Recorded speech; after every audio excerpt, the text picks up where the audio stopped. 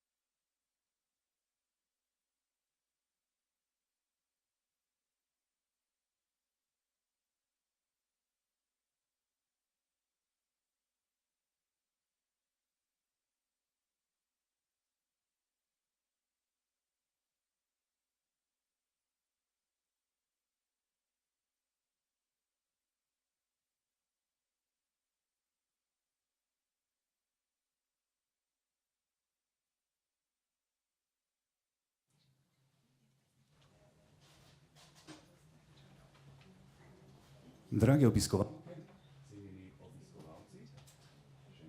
preverili? Aha, super, zdaj pa dela. Drage obiskovalke, cenjeni obiskovalci, dobrodošli na mednarodnem forumu Mobilnost za ustvarjalnost. Motovila v sodelovanju s Cankarjevim domom, s touring artist, on the move, Sept Madžarska in drugimi partnerji, gosti domače in tuje strokovnjake, s katerimi bomo razpravljali o trajnostni in pravični mobilnosti v kulturi. Seveda bomo poleg zbranih v dvorani Alme Karlin v Cankarjevem domu pozdravili tudi občinstvo, ki se nam je pridružilo preko streama na spletu. Pa dajmo en tak spodbuden aplavz ob začetku čudovitega dogodka, ki nas čaka.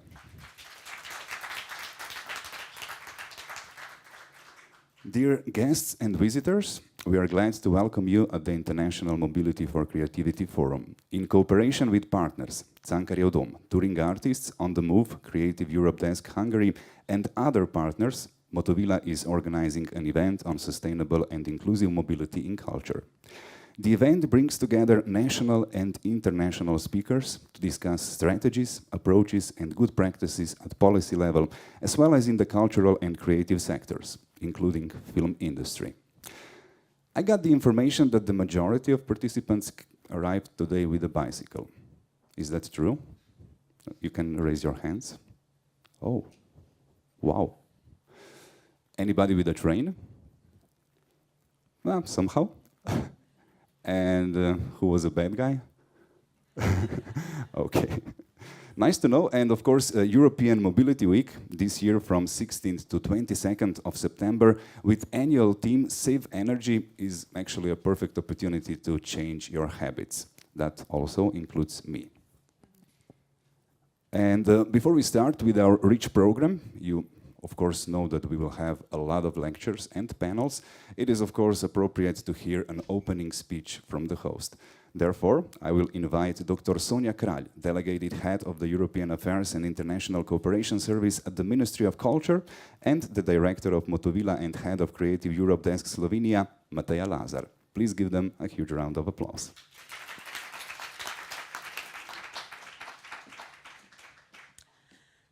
Dobro jutro, lepo pozdravljeni, and of course welcome our dear international guests. Veliko čast in veselje mi je, da vas lahko v imenu Ministrstva za kulturo Republike Slovenije in tudi v svojem osebnem imenu nagovorim ob današnjem dogodku o trajnostni in pravični mobilnosti v kulturi. Mobilnost v kulturi je že stoletja ključnega pomena za sporočanje raznolikih, le posameznemu umetniku ali umetniškemu kolektivu lastnih poetik na eni strani in za interakcijo, sozven teh umetniških izrazov v prav tako raznolikih kulturnih skupnostih in svetovih posameznikov na drugi strani.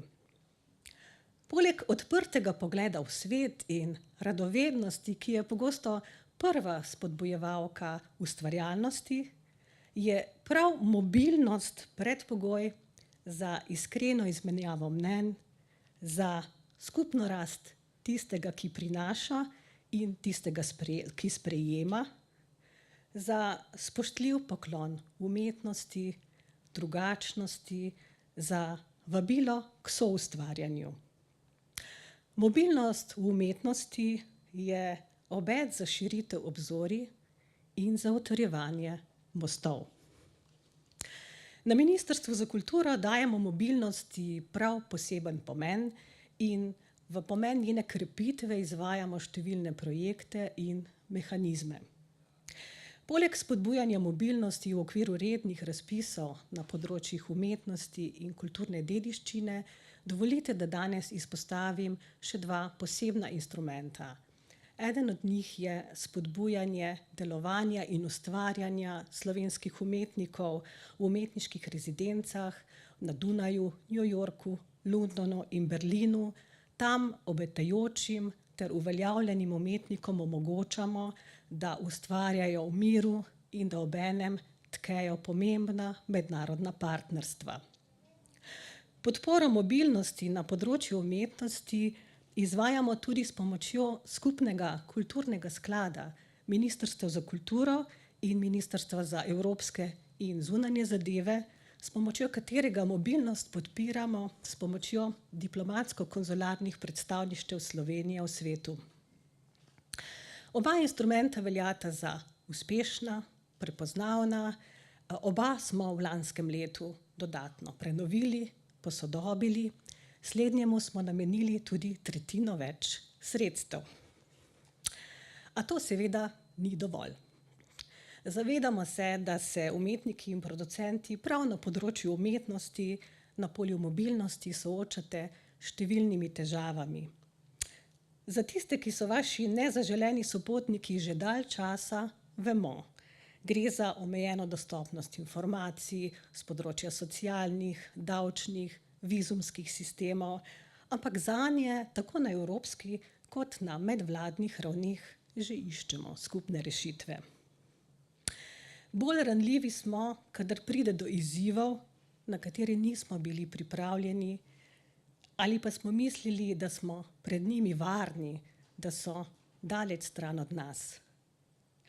Ne vemo še, če smo popolnoma premagali pandemijo, ki je mobilnost na vseh področjih, pa tudi na področju umetnosti, za nekaj časa popolnoma zavrla. Obenem pa smo vedno pogosteje soočeni s številnimi katastrofalnimi naravnimi nesrečami, ki so posledica klimatskih sprememb. Še pred nekaj meseci si v Sloveniji sploh ne bi mogli predstavljati tako rušilne moči ujme, kot nas je pred kratkim prizadela. Ko se je približeval njen drugi val in so številni že pomagali pri opravljanju posledic prvega, smo na Blejskem strateškem forumu razpravljali o tem, da demokracije brez umetnosti sploh ne more biti. Avtoritarni pristopi oblasti lahko namreč ob utišenem glasu kulture prav tako povzročijo ujme in razdejanja, tokrat pač na občutljivem družbenem tkivu. K ugotovitvi, da brez kulture ni demokracije, naj dodam, da se tudi razcvet raznolikosti kulturnih izrazov brez mobilnosti ne more zgoditi. Prilagoditi pa se moramo razmeram in mobilnost napraviti bolj trajnostno in bolj pravično. Nekateri koraki v to smer so že bili storjeni. Evropska komisija je lani začela z izvajanjem široke sheme Kultura premika Evropo, Culture Moves Europe, v okviru katere omogoča dodatne finančne spodbude izvajalcem, ki pri izmenjavah izbirajo bolj trajnostne oblike prevozov. V okviru delovnega načrta za kulturo za leta 2023 do 2027 smo države članice Evropske unije predvidele tudi delovanje skupine strokovnjakov, ki bo pripravila priporočila za zeleni prehod na področju kulture. Z luksemburško kolegico pa prav tako v okviru navedenega delovnega načrta sopredsedujeva skupini strokovnjakov, ki pripravlja priporočila za boljše upravljanje in vključevanje vseh deležnikov pri mednarodnih kulturnih odnosih Evropske unije. Dobre prakse spodbujanja k trajnostnim izmenjavam bodo zaživele tudi doma, v novem akcijskem načrtu pri resoluciji o nacionalnem programu za kulturo, ki bo kmalu ugledala luč sveta in kjer bo trajnostni vidik še prav posebej izpostavljen. Ob vsem opravljenem pa se zavedamo, da smo na področju zelenega prehoda šele na začetku. Za snovanje kakovostnih pristopov potrebujemo tudi temeljne predpogoje. Mednje zagotovo sodita kakovostna infrastruktura javnih prevozov ter pravične sheme za podporo trajnostni mobilnosti. Kulturna politika pa celovitega pristopa ne more ne premišljevati, ne vzpostavljati brez dialoga s sektorjem. Prav posveti, kakršen je današnji, pripomorejo k prepoznavanju potreb, k snovanju ukrepov, ki so zasnovani po meri sektorja, brez stigmatiziranja, s vključevanjem vseh, tudi tistih iz manj privilegiranih okolij in iz bolj ranljivih skupin. Zato iskrena zahvala ekipi Motovile. Že vrsto let aktivno sooblikujete slovensko kulturno krajino in ukrepe slovenske kulturne politike. Nenehno postavljate težka vprašanja na domači in na evropski ravni. K nam v goste pripeljete strokovnjake, ki nam lahko pomagajo z odgovori, in dosegli ste nekaj, kar je pravzaprav v Sloveniji kar težko predstavljivo. Za zaveznika vas jemljejo tako kulturni ustvarjalci, kot tudi snovalci kulturne politike. Spoštovani, dovolite, da se pred zaključkom zahvalimo tudi Cankarjevemu domu, kjer se današnji dogodek dogaja. Danes se srečujemo v dvorani, ki že z izbiro materialov potrjuje trajnost v kulturi, njeno ime pa nosi ime svetovne popotnice Alme Karlin, ki je prav tako zelo imeniten okvir za današnje pogovore. Želim vam uspešno iskrenje idej. Hvala lepa.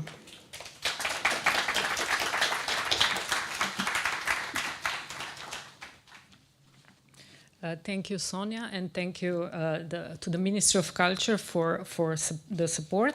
I will use the privilege and welcome our dear guests and audience in Slovene as well. This is a rare opportunity, and I'm confident that Tony will shortly summarize in English soon after, and then we will switch to English.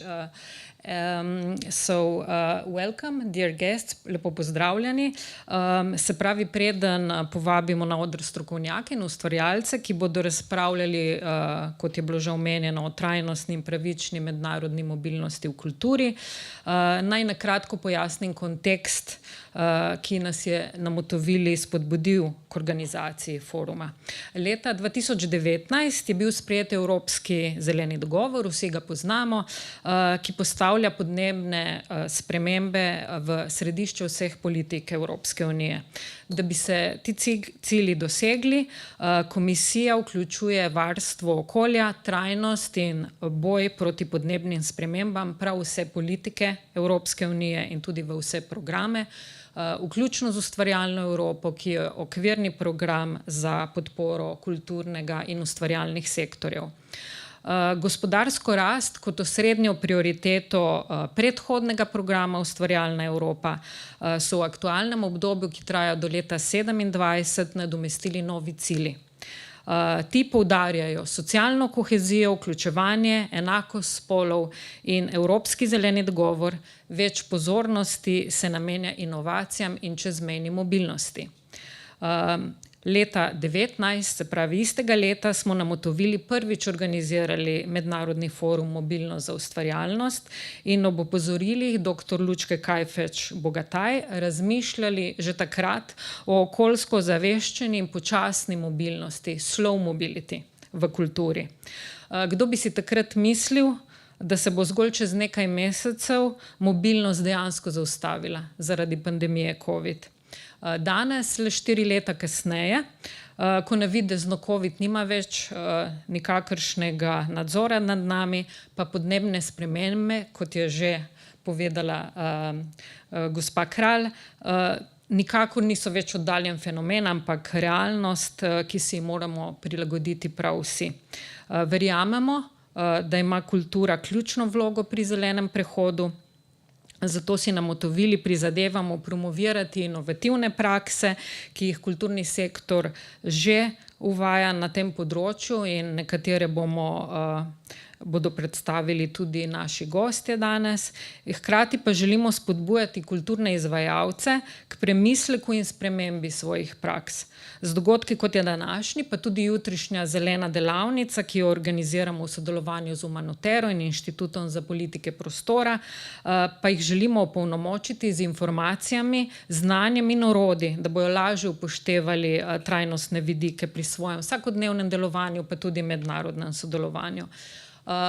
Kot je bilo seveda že omenjeno in česar se vsi zavedamo, mednarodna mobilnost je pomemben element poklicne umetniške kariere in pri tem ne zatiskamo si več oči, je treba nujno upoštevati vpliv na okolje in podnebje, vendar pa se je treba hkrati tudi zavedati, da na primer stroški povezani z zeleno mobilnostjo za predstavnike tega sektorja predstavljajo dodatno obremenitev, saj nimajo enakega dostopa do infrastrukture, finančnih virov in informacij.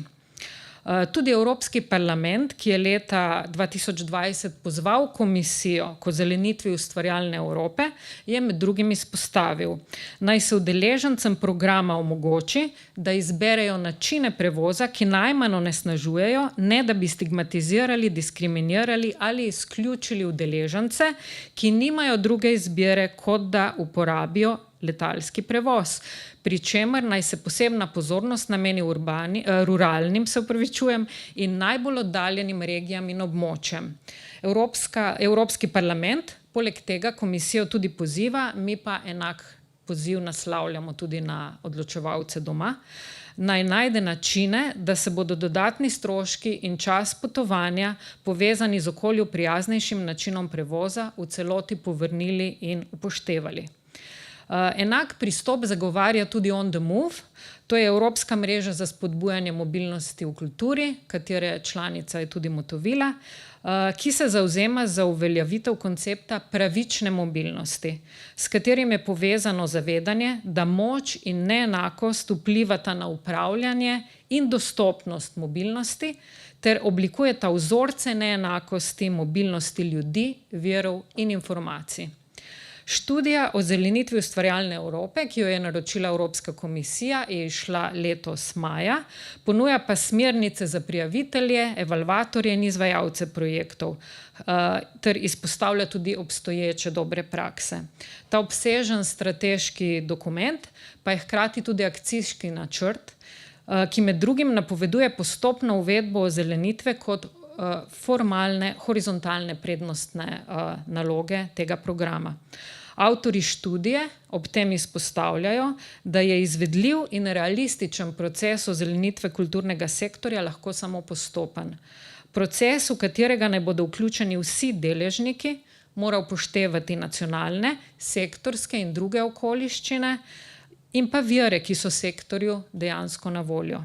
Današnji forum zato želi prispevati tudi k razpravi o tem, kaj je vloga ustvarjalcev in kulturnih delavcev v procesu zelenega prehoda in kakšne strukturne pogoje sektor potrebuje, da se lahko prilagodi, ublaži vpliv na okolje ter s svojimi vsebinami in delovanjem spodbudi k spremembam svojo publiko in tudi onkraj meja sektorja prispeva k oblikovanju miselnosti, ki je spoštljiva do okolja in podnebja in družbe, ki temelji na vzajemnem razumevanju in spoštovanju.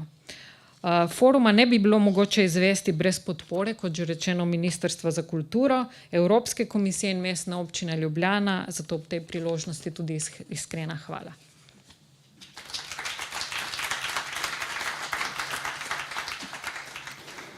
Najlepša hvala, tako Sonji Kralj kot seveda Mateji Lazar za uvodna nagovora. Ker gre za mednarodni dogodek, pa bomo tokrat presedlali na angleščino. So, switch. From now on, the working language of the conference is English only. In first speech, Sonja Kralj emphasized that the Ministry of Culture assigns a great importance to cultural mobility and has implemented several projects and mechanisms to strengthen it. The Ministry is aware that artists and cultural professionals face many challenges, among them COVID pandemics and natural disasters such as the recent floods that hit Slovenia.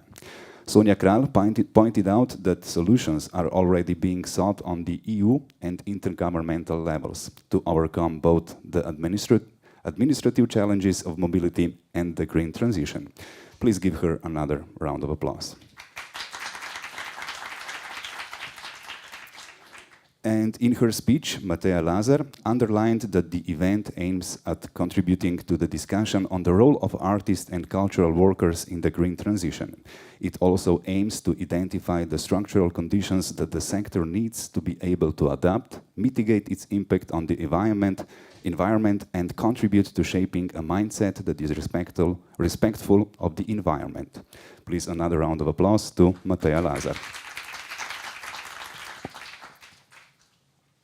And we continue with a keynote by Tim Wagendorf, an internationally renowned expert on sustainable practices in the cultural and creative sectors. After working as an environmental scientist and policy expert for a federation of reuse companies, Tim Wagendorf has been the sustainability coordinator at the Vlaams Audiovisueel Fonds since 2017. In his keynote, Tim will talk about what sustainability means and how it relates to the cultural and creative sectors. How do we know if something is sustainable or not? How do we measure our impact and improve our practices? These are just some of the topics that our keynote speaker, Tim Wagendorf, will stress out. Please give a warm and huge applause to Mr. Tim Wagendorf from Vlaams Audiovisueel Fonds. I hope I pronounced it right. Thanks.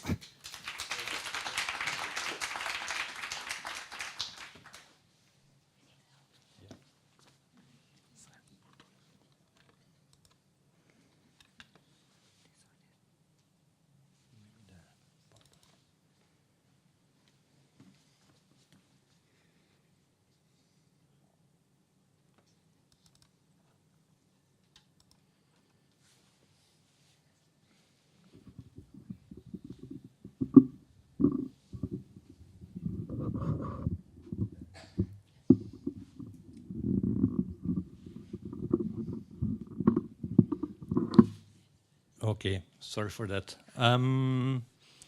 Before I start, I come from Belgium, and Belgium is known for some things, including beer, but also French fries with mayonnaise. Who of you ever attempted to make your own mayonnaise? 1, 2, 3, 4, 5? Not a lot of people, but if you think about what you needed to make mayonnaise, it was oil, vinegar, eggs, pepper, salt, a lot of good luck, and some magic, and then you had mayonnaise or some salad dressing. And it's...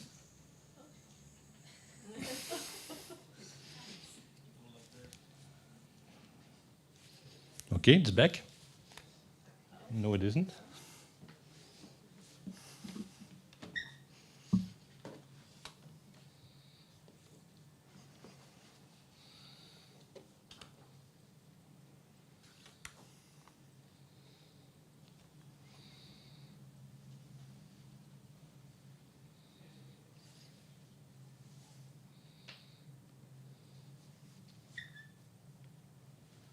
Now it's back.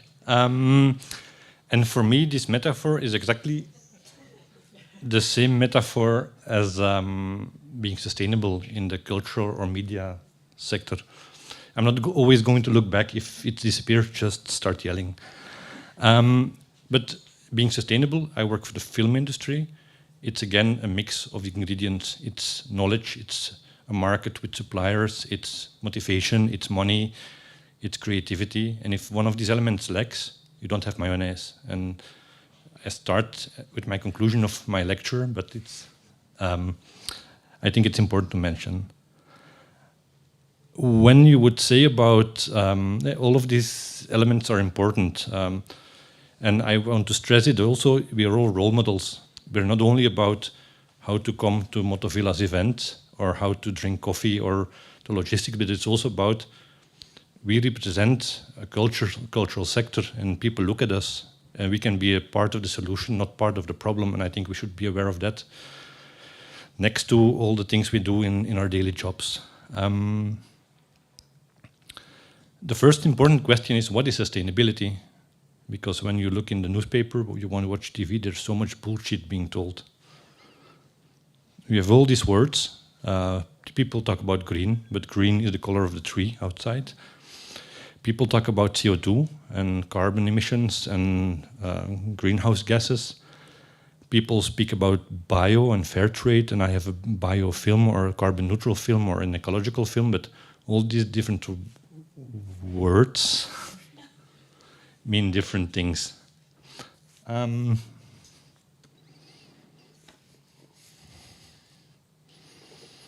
Just try what the guy did.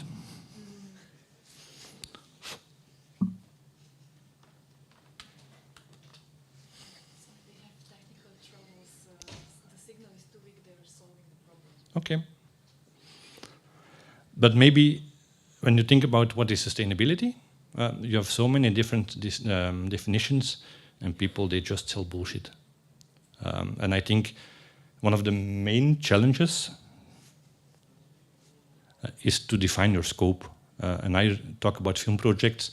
When I speak to people, I tell them what's really important for your project and for your job as a filmmaker. You have to know I work for a public fund.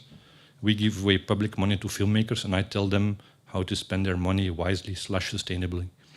And it can be about taking care of the planet. It can be about taking care of safety. It can be about food catering, about water, about all the different elements. And it's not only about what to do to have a job today and to make a film today, but it's also think about the future, and the future about next generations and how to make things that are positive for the planet. What we use in our fund is this. I don't know if anybody has seen this. Who knows this? Most of you? Great. This is made by the United Nations. It's 17 different forms of sustainability. And I try to talk about this with filmmakers because it's much more human and low level than carbon in the stratosphere. This is not perfect. This is lobbying. There has been a lot of lobbying to make these 17 goals. Why 17 and not 18? Why isn't water in it, or clean air, or culture and the right for culture? So, but this is again, for me, a good start. And it brings me to a second question. Knowing that if one film, you can measure all the logistics, and I see that something went wrong with the numbers, but one film in Flanders, you can calculate the impact. It represents 73 tons of carbon emissions, and which is the same as 10 families in a year. So imagine 10 families watching Netflix, going on holidays, putting up their airco, all their impact together, heating, food, their dog, times 10. 1 year long, that's the impact of making one film. And a film in Belgium, in Flanders, it's small because in my region, a big production is about 2.4 million euros. Hardly nobody in Europe speaks Dutch, so we have a small market. We're together with the Dutch and with South Africans, we speak the same language, so the market is small. But take a film in England, you talk about 10 times the budget. When you go to the blockbusters in the States, you talk about 100 times this budget. Then you're not talking about the impact of 10 families, but the impact of a village per year, just to make one Superman film. And another point I wanted to stress out is, You can be hyper sustainable at home and do everything by bike and eat veggie and all that stuff. But imagine you can only reduce in your household. But if you apply the same in your professional life, you can have a much more professional impact, a better impact than what you can do at home with your dog and your family. And when I contact people, when I contact filmmakers in my region, in many cases they look at me, but how can I be sustainable? I'm the filmmaker.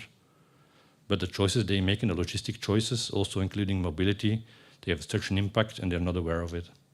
And it's my job in the fund to talk about that impact and to find solutions. I could talk about this topic all day, but I'm only given half an hour.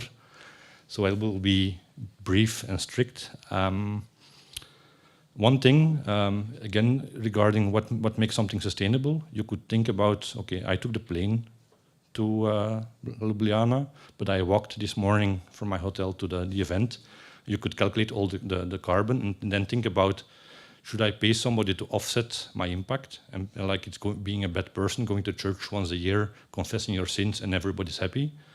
Or should I think about creating something positive? And maybe I could also do insetting and reduce the impact by my own actions, me talking to you, and maybe you should all be my ambassadors and try to helping me to offset or to compensate my flight here. So you should all be part of my small army of trolls and spread the word and reduce my impact in this way. But I'm not ashamed to fly here because I looked at, could I come by train? I could have, but it would take me ages and ages and ages. So it was a calculated decision. And we as a company, I work for a public fund, we are thinking about, instead of paying others to offset and to confess my sins and to pay for that carbon, maybe we should use the same budget in our own bookkeeping system and invest it in our own sustainable actions. And maybe we can use that money to pay a more sustainable server or a better catering company, or invest in train traffic instead of air traffic for our staff. So it's, again, awareness. But that brings us to an important question. It's about what is sustainability? When can you say that something's sustainable? Okay, last pictures before I change slides. They will be shared anyway, so you can also find them back afterward. But one of the topics I ask is, imagine that my film production is carbon neutral, but my boss is a sexist. Is that sustainable? Or I shoot in the lovely, the mountain next to us, but my truck is leaking oil. Is that sustainable? So the big question is, what is sustainable and what makes something sustainable? And we have been calculating a lot. We have a carbon calculator, and before we put a lot of data in Excels. But for me, it's much more about an awareness. It's about, and I talk about film production, it's about knowing in advance what will be my challenges within my specific production regarding broad sustainability. And it can be, I shoot in Ljubljana, how to make sure that the people that live in the neighborhood where I'm shooting are not pissed off by all the noise, by the generator in front of their doorstep, etc. It can be about, I need to put 500 people, actors, on a mountain hill. How can I do that safely? They all have to drink, how to bring the water to the hill. So it can be very broad. But it's about, do you have a plan before you start? And are you aware of the challenges you have? Also in mobility. That's one. And if you can say yes on that first question, I think is the first big step. Then the second step is, do you try to make the right sustainable choices while producing, while filming?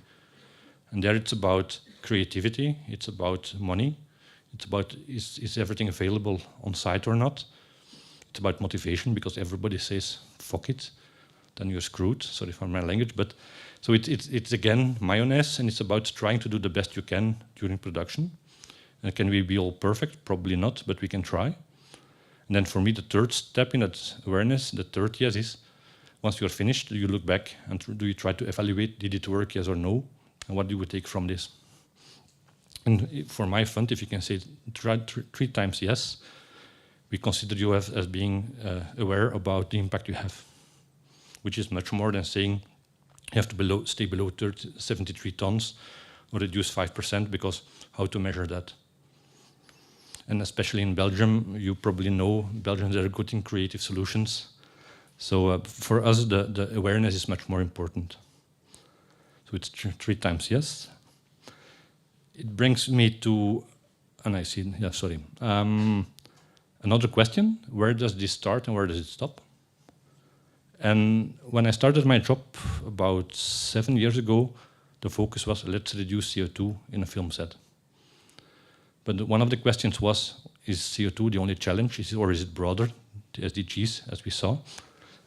And a second question was, where does it start and where does it stop? And don't we have to convince the entire value chain? And in my case, this is my value chain, starting at school. Because I don't know how it is in Slovenia or in your regions, but in Belgium, no filmmaker in Spee who's studying today at film school is taught about sustainability and about their potential impact as a professional. Nobody. And sometimes I go there, I'm invited to talk for an hour, and then they think it's funny and they go away and business is solved.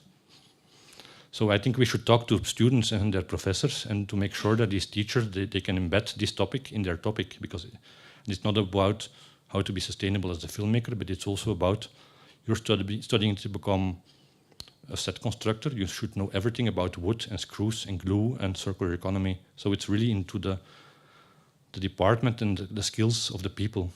But it's not only that, it's also, can all these students, these clever people work for us, work for me, and maybe do scientific research for me. I had students doing life cycle assessments on water supplies, on sets, on costume design, on whatever topic, and they can really dig and help me to understand better what's real impact.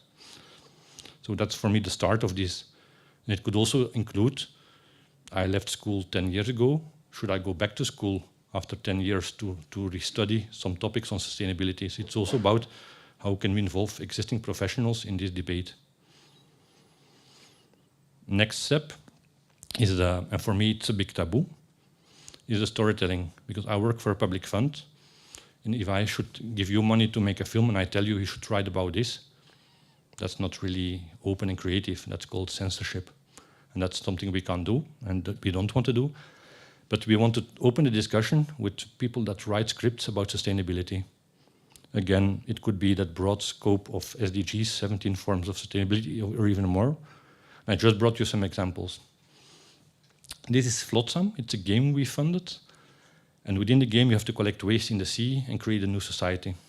And I spoke to the producer of this game and I said, this is a Trojan horse, because you speak to all these gamers on their private screen about SDG whatever, cleaning the ocean, and SDG whatever, recycling and reusing, a circular economy. And maybe you should talk to the waste agencies in Belgium or in Flanders and ask them money, because you're part of the communication system and you can reach people that your fancy flyers will never reach.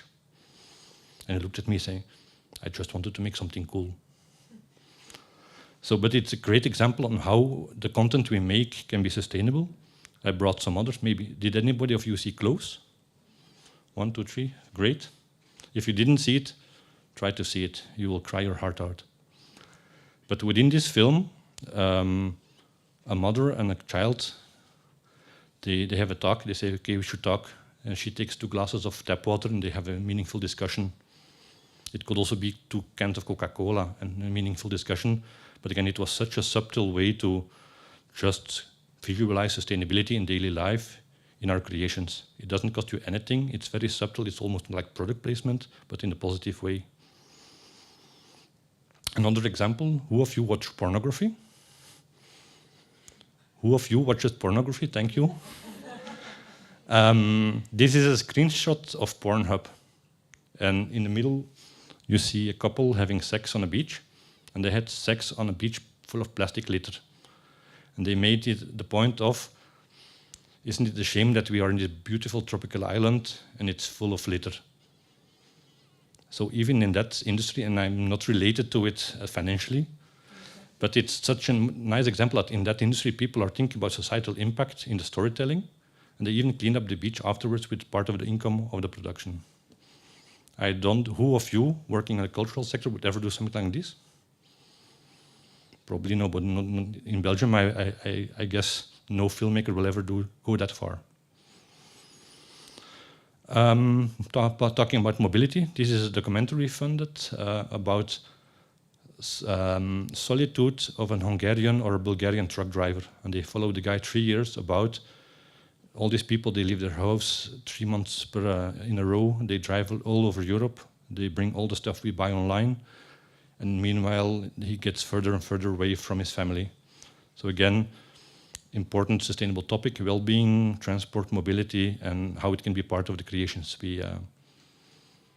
we make and we fund. A last one, this is an Estonian artist who sings about the link between culture and nature, and between the people and how they live in nature. And so this is an image I stole from a music festival in Brussels. And they invited that person to have a concert in an old museum surrounded with dinosaurs, and to show that to the public in Belgium that you can also sing about your link and your heritage towards your environment. Which again, we move one step up in the value chain. Money, and that's an important one. I work for VAF, as the person introducing me was trying to explain, and he did a great job. We are a public fund. We give away a lot of money, public money, taxpayers' money, and we use it as a leverage towards sustainability. It's like when I give my kids pocket money and I tell them it's not for cigarettes. We do the same at VAF level with our support with filmmakers. And it's my job, my daily job, to tell people how they can translate that into their practical jobs. And the last 10% of our payments, and we pay up till 600,000 euros per project, so it's about a lot of money, is only given when they can prove that they tried their best. And no, we never took anybody's money. It's a question I get all the time. That again, it's not about numbers, it's about the awareness and the trying to be sustainable. But it brings us to a big dinosaur in the room, or an elephant in the room, and that's about the film funding. I don't know how it is in culture exactly, but within the film industry, filmmakers, they shop around to have their budget fixed, and they shop all over Europe in regional funds, national funds, European funds, and they are paid to travel all over Europe to spend these euros regionally. When you come to Flanders, when you spend my money, you have to spend it in Flanders. So in a way, the regulations we invented as funds are not sustainable, because I push you on a plane or in a truck to come to my region. So that again, I think this is something we should discuss as policymakers on. Isn't the way we fund films from the prehistoric times, and should we rethink it and within the scope of sustainability? And within the pandemic, you saw that some funds stopped their obligations and they say you can spend it wherever you want. But we should talk about this, but it's another discussion. And I'm really happy that I don't have to solve this. It's a complex one. And it's not only about money and funding, but it's also about sustainability and how can it be paid. Because in my language, sustainable is duurzaam, and duur is expensive. So people think it's expensive sustainability. So we also explain them, it's not only about putting more money in fancy stuff and toys for boys, but it's also about using your brain and prevention and not driving instead of paying a lot for a Tesla.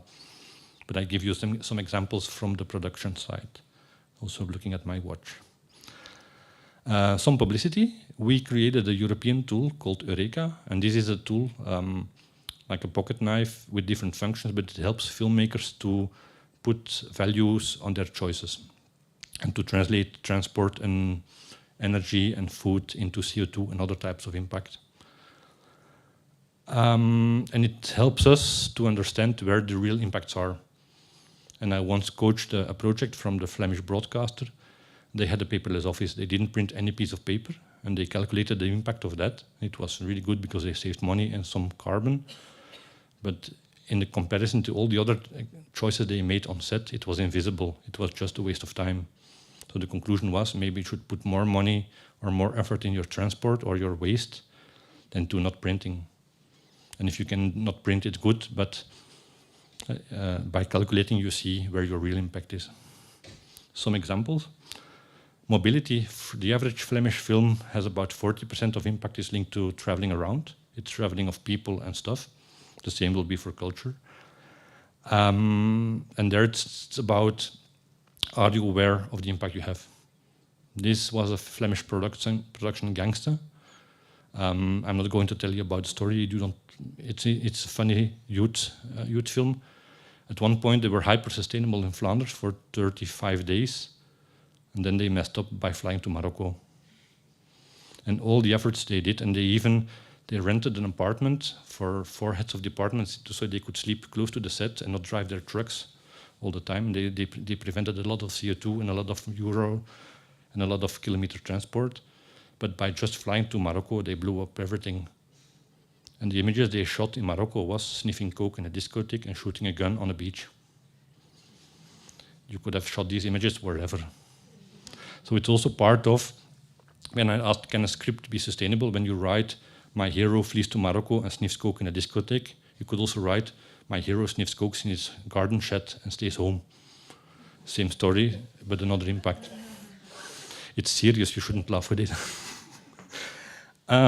But for me, when I told these people, these producers, about how that trip to Morocco blew up everything, for them it was an eye-opener, and they said, fuck.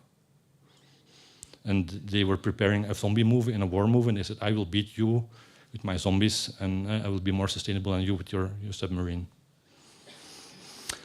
Buck, another example, it was a production from the Flemish broadcaster, TV series, 73 shooting days.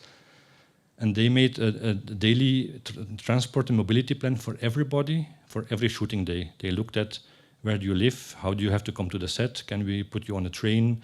Shall there be a shuttle bus picking you up from the train station to the set? Can we have people carpooling? Can we put trucks at night near the set instead of driving up and down to the broadcaster? Then they had a fight with the union because the law says that you're paid to leave your house in the morning, go to the office in Brussels, take the truck in from Brussels, drive to the set and back, and not leave your truck somewhere near the set. So that was a legal problem. But they were able to prevent like 43,000 kilometers of driving by being clever. And they even went into they called the actors at the same time. They said, okay, you're 2 actors, you live in the same city, we ask you to come to the set at the same time so you can carpool. So they even went that far.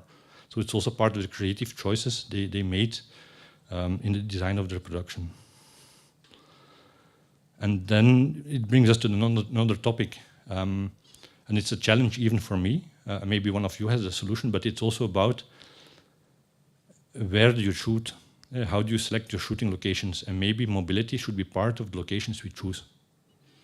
This event, this Motovila event, could also be somewhere on a mountainside, 80 kilometers from this place where you can only go by car. No, it was a decision to have it here so people can take their bike or walk or come by train or by bus. So it's about how do you select your locations, and creativity and the quality of the set is the most important. And even when another location is farther away but you need it for your shooting, you should do it. But it's about, can accessibility be part of the selection of sets of the scouting process? That's one. Once you scouted all your sets, a second question might be, I have to combine 40 locations, how to travel from A to B to C, and what's the most logic, most economic, most sustainable frequency between these different locations? Is it from A to B to C to D, or can I make some logic in it? That's the second one. And the third one is, okay, I shoot a day in Ljubljana. How should I take by bus? Should I come by car, by bike? So it's a more logistic choices. But it can be a question on, can we really use this logic as part of the planning and the preparation of the events we host? And the events we host, imagine a tour of a music group. Do they travel like random over Europe, or is there a logic in their tour? And can tools help us? I don't know. Does anybody know EcoPassenger? I used it before I decided to take the plane to Ljubljana. I put in Brussels, Ljubljana, and it's a website, ecopassenger.org. Look it up, take a picture, look it up after the meeting. And it's really cool. You just fill it in, you click yes, and in 2 seconds you see the difference. In this case, it's the train would be 34 kilograms of CO2, the car 120, and the plane 153. So up to you, my troll army, you have to reduce 120 kilograms of CO2 to compensate for my traveling. But I trust you, you will do that. But so another example, ITFA, it's a documentary festival in Amsterdam. When you inscribe, the first thing you see is this, and they push you to take the train. They make it as simple as possible to take the train at the inscription level. They have a logistic partner who will book the train tickets. So again, it's a way to, about awareness, they are aware we have an event, it's in Amsterdam, but how can we move our public as sustainable as possible to the event? And you can still decide, do I want to take the train, yes or no, but you make it as simple as possible. Another example I stole from Kunstepunt. Does anybody of you know Kunstepunt? They made a map of Europe, connecting all the big cities that can be reached by train in 4 hours. So again, and this is more visual, but it's a way to make it visible and to make it as simple as possible to look for alternatives than cars or planes. Another example from Brussels, Ancien Belgique. Anybody wants one? Great, 2, 3. They're a great place. They're a music venue in Brussels, and when you book a ticket, you can take the metro for free, or the tram or the bus for free, and they allow you to pay to buy a cheap train ticket, and they even adapt their program so you're sure you can take the last train back home. So then the first thing you see when you leave the concert is the direction toward the station with all the different schedules and the delays probably. For people that know Belgium, but they make it as simple as possible when you go there, and they keep statistics, and you can see the numbers going up by people taking a bus or a train to come to Brussels. And they even do the same towards their artists. So when you're a famous musician, they will say, okay, we have place for 2 trucks, and that's it, and they will push you to be as sustainable as possible. I showed the image of the Estonian musician. This was at the Walden Festival. And in Walden, they even take it a step further. They do everything hyper-sustainable. They have 3 parking places for handicapped people, and that's it. But they also talk to other festivals, which have a similar programming to see, can we invite people at the same time so they don't have to travel from A to B to C, but they can just stay around and travel to and it was with a festival in Holland. So they invited international guests that stayed over for a week in Holland or in Belgium. They didn't have to do a lot of traveling. So they put it as part of the programming. Okay. These, I just go through them quickly, but we had 40% of transport, and it's a big one, and it's about awareness and choices, and also about where do we work and how do we go to work. Energy is 5%. There it's about, do we really need a generator? I was here in Ljubljana. I saw a production of a commercial. They had the biggest generator van ever. You could say, why? There's plenty of energy in the city. So it's about that type of choices. Wastes and materials is another important one, 28%. And there we try to convince people to work circular. And it's not about using and throwing away, but it's about prevention. And I'm just going, you could rent second-hand or use second-hand stuff instead of buying it new from IKEA. This is a set which is completely printed on cardboard, so the kitchen you see is just fake. You don't have to make a real kitchen. The only thing that's real is the small table and the people, and everything in there, all the rest in the background is printed. This is the submarine I spoke about. But this thing, when you create such a thing, you should think about what the eco-design behind is, because when you calculate the impact, this is much more important than all the traveling and the catering and the energy together. So it's about how to build it, how can I make it in such a way that I can reuse it afterwards. They're now keeping it to make a second film in it. And if they can't, they will probably rent it or sell it to a neo-Nazi or a museum or an escape room or a fantasy park or whatever to try to reuse the set.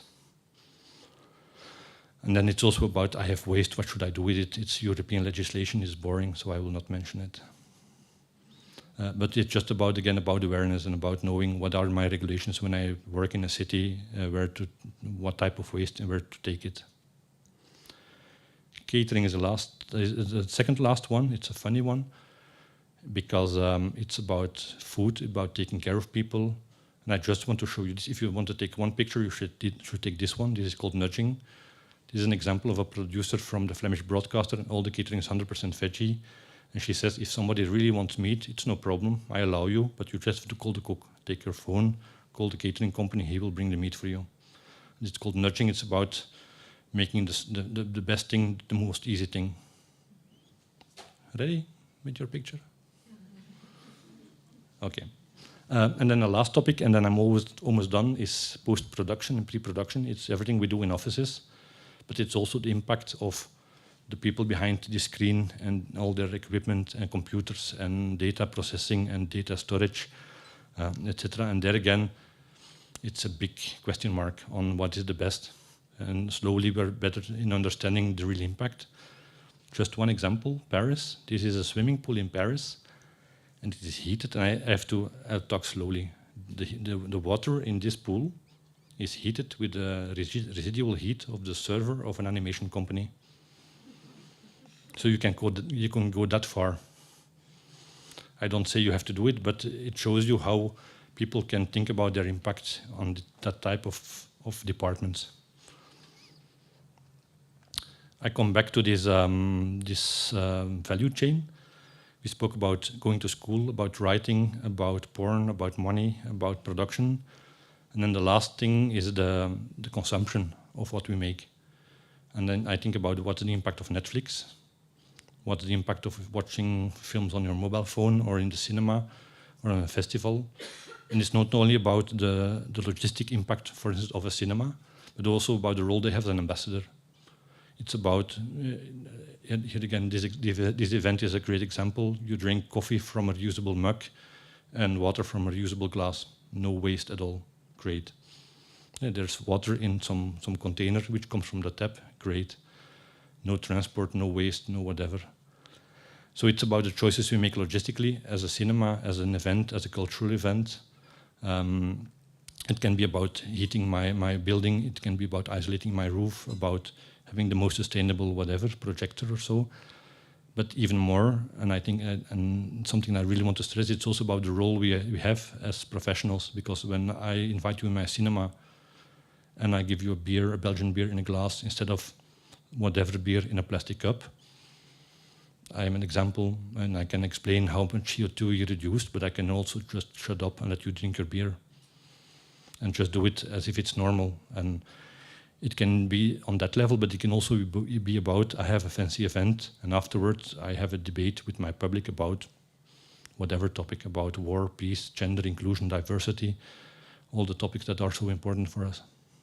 So it's also about that social role, that example we have as a sector on set, after the set, in the cinema, on the event, on the events. Because imagine that you have, and I think that the opening question that you asked was great. How did you come to this event? If your fancy actor would come by bike and everybody sees him on his or her bicycle coming to an event, that would be a great example. This is again an image I stole from Bos Plus. Bos Plus is a forestry society. They try to do work on forestry, silviculture, and forest conservation. But they also host events in their forests, and they link culture and nature. And they use culture as a way to attract people to their forest and to discuss about the importance of forestation. So again, it's a way how we as culture and sustainability can be hand in hand, and we can really be part of the transition towards sustainability. And that's the last slide I have to show. I started mayonnaise. I'll stop with fries with mayonnaise. I hope you will all try to make mayonnaise at home. And yeah, that's it. That's, but I use the slide a lot.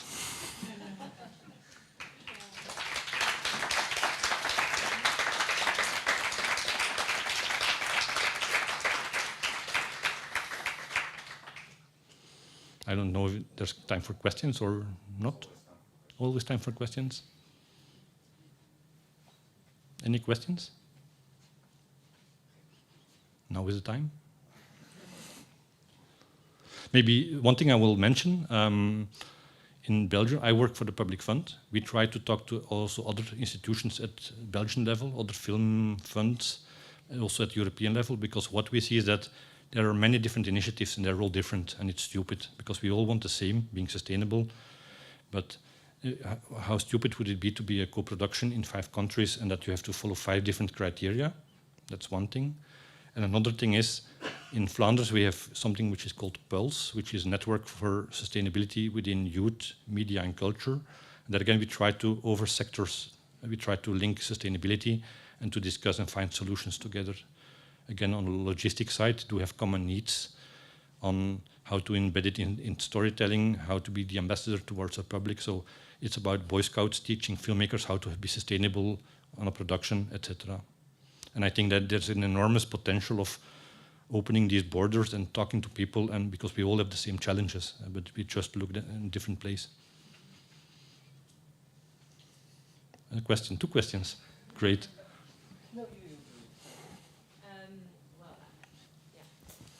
Thank you for your presentation, which was very interesting, and I like your approach very much. The question I had is also about you mentioned it a bit, but about the criteria of how, basically, when you decide to give your funding, and that's a question we will have later also about funding calls, where one of the criteria is about green mobility. So how, in the end, do you decide whether a film is sustainable or not? And that's the 1 million question, 1 million euro question. You don't have, yeah, I will be talking later, so no, but you don't have to. When you apply for my fund, sustainability is not part of the application at all. So you're evaluated on the quality of your project and the creativity and the financial whatever.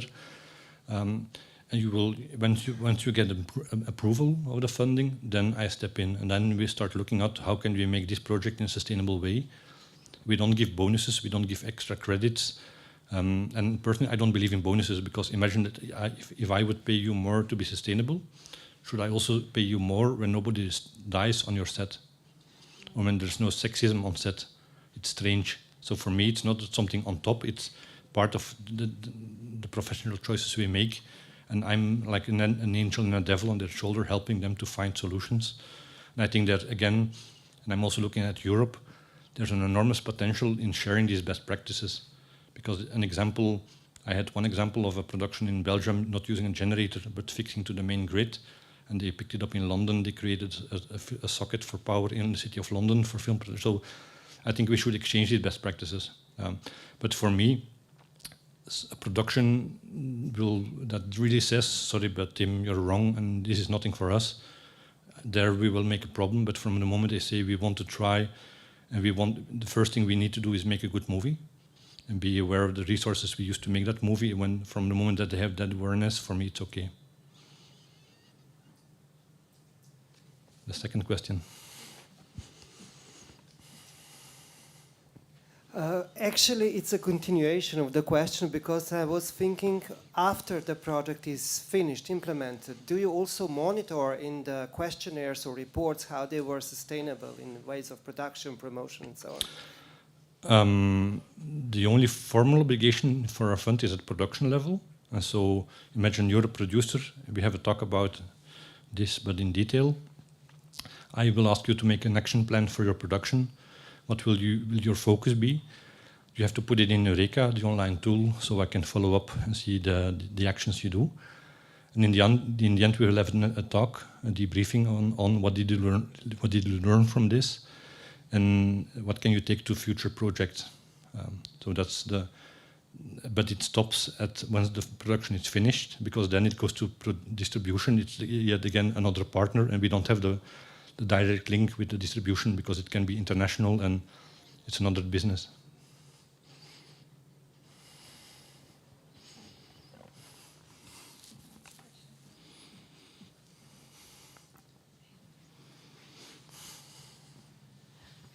Thank you. Just a tiny question, because you've been mentioning sexism and other forms of discrimination. Is it that you also consult or look on that aspect, or is it more only on climate aspects and the other thing is on the side? Or do you also have a task to do to sustainability in the whole dimension of the SDGs that you mentioned before? Within my fund, I have other colleagues working on diversity and inclusion, and I had to talk to them and to my boss saying it's all sustainable because SDGs, everything's linked together. So it's a different department, different people, but we are now looking at how can we bring everything together and to put it in like a strategic document that links everything together, because it's not separate. It's not about having one Excel with CO2 and another with sexism or inclusion or diversity. It's one approach. But it's still scattered, even in Flanders. Okay, thanks. Perfect. Thank you. So thank you, Team Wagendorp from Vlaams Audiovisueel Fonds, for your keynote. It is hard to pronounce, but I'll actually manage it. Yeah. As we heard, there were great examples from film and audiovisual industry that could also be applied to music, to theater. And one of the topics that we stressed out is, of course, value chain and the choices we made. Because mobility is an important element of professional artistic activities and careers. It is therefore essential to consider our impact on the planet's resources, the environment, and the climate. Because the circumstances require an intersectoral approach to climate change, there are a growing number of calls for green mobility. How can we adapt our methods of mobility and our reasons for it? How can the cultural sector be resilient and adaptable? And how can it contribute to mitigating climate change? And now we will be continuing our discussion with our first panel. So I will try to find our guests, our speakers. It will be a panel discussion, policy-oriented, that means top-down session, where panelists will exchange strategies, approaches, and practices to be applied in future policies, of course at local and at national level. They will talk about how cultural networks approach to green mobility, how cultural sector can contribute to more sustainable development and greener mobility, and what is the role of public funders, how to ensure a more systemic approach to green mobility, and how could this be considered in EU funding programs and in national policies. So let me introduce the guest we invited on stage. Gabriele Rossana is the Policy Director of Culture Action Europe, the major European cross-sectoral cultural network, bringing together organizations, activists, policymakers, and academics. Gabriele, please present yourself. Thank you Just very wave, much. yeah. Yeah, I mean, you said everything already. So Oh, thanks very much. perfect, You thank you. saved me minutes. Dr. Aidan Cerar is a sociologist at IPOP. He has been mainly involved in projects dealing with the urban regeneration, civic participation, and community involvement in planning and mobility. Dr. Aidan Cerar. Please give another round of applause for our speakers. Tina King has been working at the Center for Mobility and European Education and Training Programs, CMIPIUS, for 16 years, where she is currently in charge of the Erasmus Plus Green contact point that helps to develop knowledge, skills, and attitudes towards climate change and sustainable development. And the moderator of the discussion is Helena de Winter, a strong advocate for international cultural cooperation who supports cultural organizations in their international development strategies and European projects. She currently coordinates the project MIP Amplify, run by On the Move with partners touring artists and Motovila. So thank you, and please give them another huge round of applause. Thank you very much for introducing us. Well, I'm very happy to be here, to be in Ljubljana, to be in this beautiful hall dedicated to Alma Karlin, one of the pioneer traveling women, and especially happy to be moderating this discussion on green mobilities also in the cultural sector. So I'm not an expert in climate change, but this topic raises a lot of questions to me. First of all, as most of you, I suppose, on a personal level, I'm convinced of the need to reduce our carbon footprint and to fight climate change. Of course, mobilities is one of the big issues. Well, personally, I work in the cultural sector, as you heard, in the international cooperation field, so I travel quite a lot for work. for professional events, project meetings, etc. And so I travel a lot. Well, for instance, I came here to Ljubljana. For me, it was quite easy to use the train. I live close to Paris in France. I have a train station in my village, so I could take the train from my village to Paris, then another train from Paris to Zurich, and then the night train to Ljubljana. But in the end, yeah, it's a decision to take the train. But also, I felt that for me, I would not have left quite very much earlier if I had taken a flight. I would have spent a night in Ljubljana, one more night here, but in the end, it doesn't change very much how much time I'm away from home. So for me, I feel it's quite easy to take the train because usually it doesn't take me that much longer, and Paris is easily linked to a lot of cities in Europe. But of course, the question is about those artists and professionals who are not in this case, who may live in more remote places, who are more impacted by also financial decision regarding this. So if we zoom out a bit and take a wider look at our sectors and think about green mobilities, well, how inclusive are these green mobilities, and especially programs that fund projects with criteria of green mobilities? I would like to mention a report that was commissioned by the European Commission regarding what is called Greening the Creative Europe program. And this gives a definition of green mobility, which I will read to you. So green mobility in the context of the study is used to refer to modes of transport that seek to reduce their environmental impact and impact on climate change. Mobility can be considered green or greener when walking or using transportation modes, including bicycles, electric bicycles or scooters, public transport, electric cars, hydrogen cars, carpooling or car sharing of low-emission cars, etc.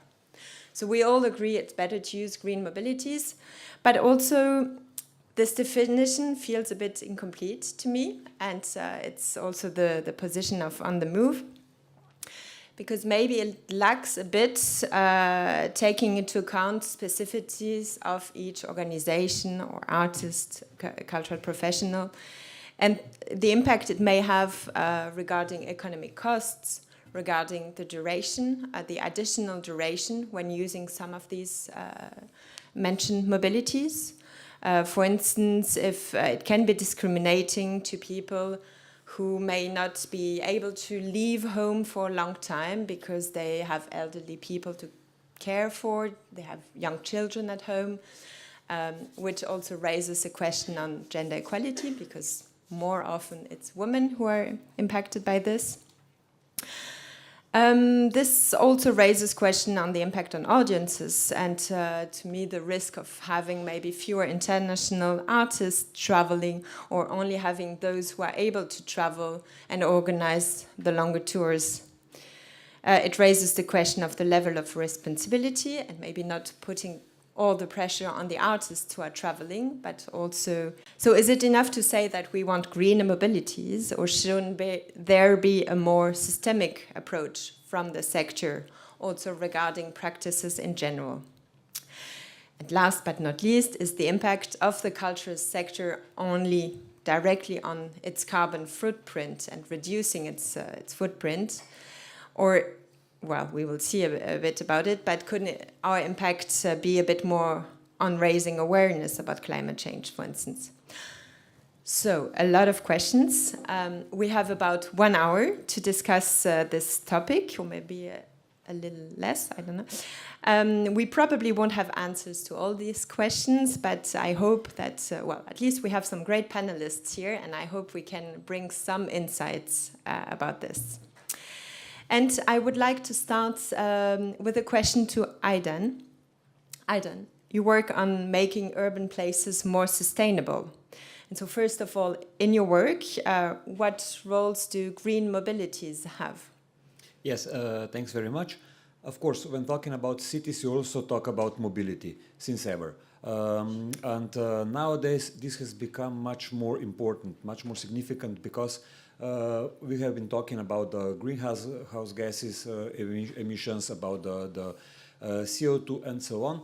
And in majority of the sectors, the level of these emissions has been on the decrease. In the transport sector, has still been on the increase, which means it's most relevant to deal with this topic. And particularly in the cities, the emissions are not the only problem. You know, you have congestions, you have safety issues, breathing issues, and so on.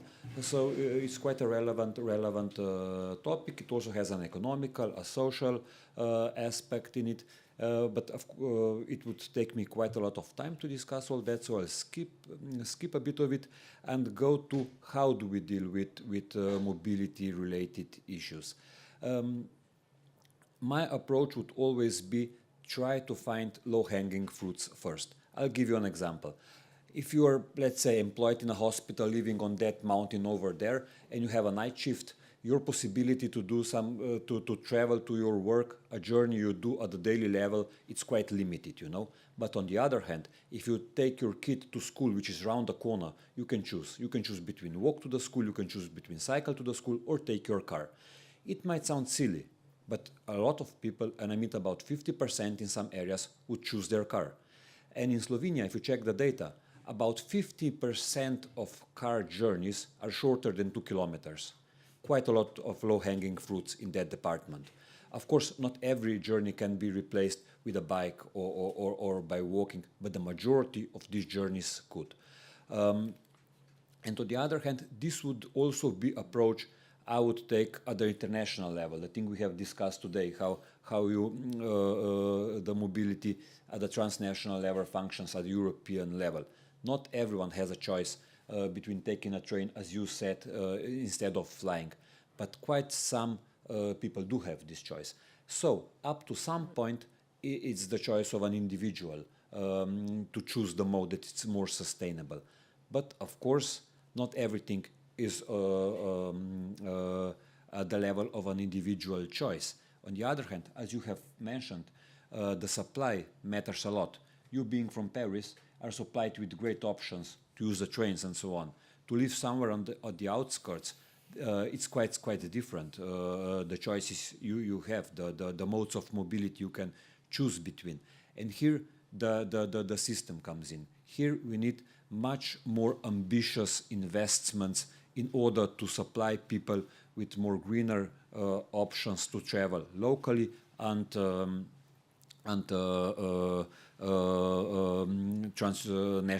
internationally or between regions. Because basically, if we ask people how they like to travel, they're quite keen on traveling sustainably. A larger part of people are quite keen on traveling by bike or by train. They're quite satisfied if they have an option to. When we ask people how they travel or how they would like to travel, a very small percentage of people or a percentage of people that's much lower that actually does that would say, I enjoy driving to my work daily by car and so on. Thank you. And well, maybe following on that, what about the cultural sector? Because so you work generally on urban sustainability in urban places. But what do you think how the cultural sector can contribute to more sustainable development and greener mobilities? And well, we had some discussions about it. You gave me some examples, but please could you share them? I said on one hand, it's the choice of an individual. On the other hand, it's the supply of choices. And I believe we can do much more to improve the image of sustainable mobility to make these two ends meet. I'll give you an example. The 20th century was a century of the car. We have, I mean, the car was a sign of success, you know. Every one of us knows which car James Bond has or something like that. Tim, you have mentioned the gangster film. If I remember right, there's a Cabrio BMW on the poster and there's a car chase in it. And it goes further. Every evening, if you check television, there would be a commercial for cars. And it would be a sunny afternoon, SUV driving fast through the city with waving hair. Well, the reality is it's not a sunny afternoon, it's a rainy Monday morning. It's not traveling fast through the city, it's being stuck in the congestion. It's not waving hair, it's cursing because you've been on the same spot for 10 or 15 minutes. And SUV does not deliver you any kind of freedom because at the end, the parking space, it's too narrow to park your giant SUV in it. But still, we do quite a lot of homework in terms how people travel and why they travel like they travel, you know. And how they travel, I told you, we have numbers and so on, but why they travel as they travel would often be related or would come from the brand that sustainable mobility has. And people would say, well, it's just not for me, you know. I mean, the public transport, it's for elderly, it's for students and so on. And it's no surprise. I mean, Margaret Thatcher said that everyone above 30 on the public transport should consider himself as a failure. And this has still been with us. It's changing, it's on the decrease, but still, you know, we relate this traveling by car as a sign of status, success, and so on. And because of that, I would say we need to invest a lot more in promoting sustainable mobility at something that's quite cool to do, that you can do at your daily level, that you can do quite a lot of the journeys you do every day by foot, bike, or public transport. Because if I go back to where I started, I mean, when was the last time you saw a commercial for cars? Probably it was yesterday or the day before yesterday. When was the last time you saw a commercial for public transport? I pay attention to it, and I see it once per month or something like that. Yeah, that's interesting, of course, about the vision we have about what we use and so on. And but yeah, how do you think that the cultural sector, maybe above that, can it also help? So would it be through films and the way it shows? Of course, that would be mobilities, or yeah. Shall I? Yeah. Yeah. Okay. I wasn't sure. Of course, there's one part of the answer, but the second part of this answer is, by now you have noticed we do quite a lot of work to take space from cars and give it to people to walk and cycle and so on. For example, we would do campaigns to redesign the street temporarily to reduce the space for cars and to make it much more safe and pleasant for pedestrians. And we do it because we want to influence the mayor to do it in a permanent manner. But of course, the mayors are a bit afraid because they're quite keen on getting re-elected usually. And lately, I'm very, very keen on cooperation we have established with a street theater, Anna Monroe. How they work, it's impressive. In terms, you know, we are good, we know the numbers. We can organize a public hearing, we can interview people and so on and get their opinions. But the main thing is about communicating this temporary redesign in order to feel good in this street, you know.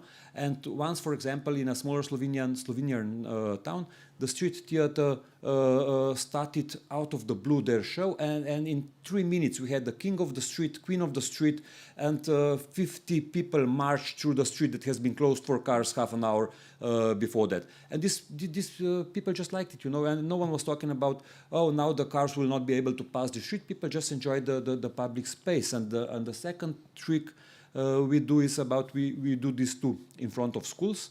And we have cooperation with street actress, and she would be like a retro policewoman, you know, harassing people where to park and stuff like that. It would be an act, of course, but what we want to achieve is people are quite used to take cars, you know, and to travel by cars, and this upsets them, of course, you know, they're quite upset. But our mission is, there's this parent who's quite upset because on a rainy Monday morning the street changed and he's not able to get with his car through the street. But there's this street theater and so on, and the children sitting behind start to laugh. And because they started to laugh, sooner or later the upset parent starts to laugh too. And at the end of the month, when we'll say, did you like our temporary redesign of the street? The people would be, yeah, it was great. I mean, people laughed, my children laughed, I laughed too, and stuff like that. And that gives the mayor courage to do this in a permanent manner. Yeah, thank you. It's interesting to see how, well, cultural professionals, artists and so on can also be kind of tool to promote more awareness about these questions. I would like to go on to Tina. Tina, so you work for the Erasmus agency in Slovenia. Erasmus, you all know the program. Erasmus also funds a lot of cultural projects in the field of culture, not only students traveling, but also cooperations between cultural organizations. What I would be interested in hearing you about is also how Erasmus funds mobilities and well, how it defines green mobilities and how it supports them, what kind of criteria you have in the program regarding these. Yes, thank you. So as you said, Erasmus Plus is European Union program addressing the field of education, training, youth and sports. So it's a quite broad program and it covers all the vertical in the education field from kindergartens to adult education. And we have in the new program, Erasmus Plus, we have 4 main priorities. One is inclusion and diversity, digital transformation, democratic participation, and the most important right now and today is the fighting against climate change and sustainability. So this green is one of the 4 main priorities in the whole program. So the mobility is just, green mobility is just one part of the priority, you know. We are addressing and promoting this priority as a whole. So you have to think also not just green mobility, but how can you, I don't know, how can you promote good practices? How, if you can, I don't know, produce some new methods? How can you address these thematics in a project as a whole? So the green mobility is just one part of the program and of the project you are. Yeah, so it's as much about the contents of the projects in themselves than it's using green mobilities. And what about, so you have specific criteria in the Erasmus program about how the mobility is done? Yes. And what are the criteria? So what is green mobility, as we said? And it's using public transfer, bus, train, car sharing, carpooling, and important, not electric cars. Using electric car by your own, it's not meant as green mobility. If you are sharing with other people, okay, it's green mobility, but if you are using by yourself, it's not considered as green mobility. So that's one important, maybe also an issue because at the European level that there is no one consistency and unique rule what is green mobility. So maybe it's one important issue. Yeah, thank you very much. I'd like to go on to Gabriele. So Gabriele, you work for Culture Action Europe, which is one of the biggest advocacy networks in the cultural sector at European level. What is your position regarding the greening of the sector, and especially regarding mobility? Thanks, Elena. That's a very wide question. Yes. I mean, I realize now. I have 5 minutes, right? Yeah, you have, exactly. Let's try not to multiply them by 5. Mm-hmm. Thanks for the invitation. Indeed, I come from Culture Action Europe. For those who are not familiar with it, it's the major cultural network of cultural networks themselves, organizations, policymakers, activists, and artists. And among our proud members, there is, of course, Motovila, who's hosting us today. And thanks again for the invitation, but also On the Move and the other major networks you might be familiar with. We are based in Brussels and we work, or at least, I mean, the majority, the core of my own work is liaising with the European Union institutions. on everything policies, from funding for culture to all those other perhaps sectoral or overarching policies like the Green Deal that might affect indeed culture. Believe it or not, this is my first time in Slovenia, so I'm very happy about that also. And disclaimer, I didn't really travel sustainably because I didn't really have a sustainable choice to travel sustainably. It was quite of a pilgrimage also because it wasn't that self-evident to go directly with a direct flight, and that's our policy. We do not, as an organization, take flights with layover. It was not really a possibility to fly from Brussels to Ljubljana, so it was quite of a stop in any case. A country that is very dear to me, that is Italy. The greening of the culture and creative sector, it is a process, and it is also a political process. Let me just take a step back to 2019, when the European Commission, that, I mean, it's almost going to end its own term in 1 year time. We have elections coming up in June 2024. But back then, the Green Deal was probably the major feature of the EU's political agenda. And the objective of the Green Deal is pioneering, indeed, making Europe as a climate neutral continent by 2050, and as a step towards that, slashing emissions by 55% in comparison to 1990 levels by the end of this decade. And of course, the culture and creative sectors are part of this challenge that in the meantime has been complemented with other challenges, from the pandemic to the Russian war against Ukraine. And I mean, in all those societal challenges, we see how much culture is and shall be more perhaps at the driving seat also politically. It's always interesting to see when these documents, like also the one you mentioned before, the Greening Creative Europe recommendations, they focus on the greening the cultural sector, but they still miss something.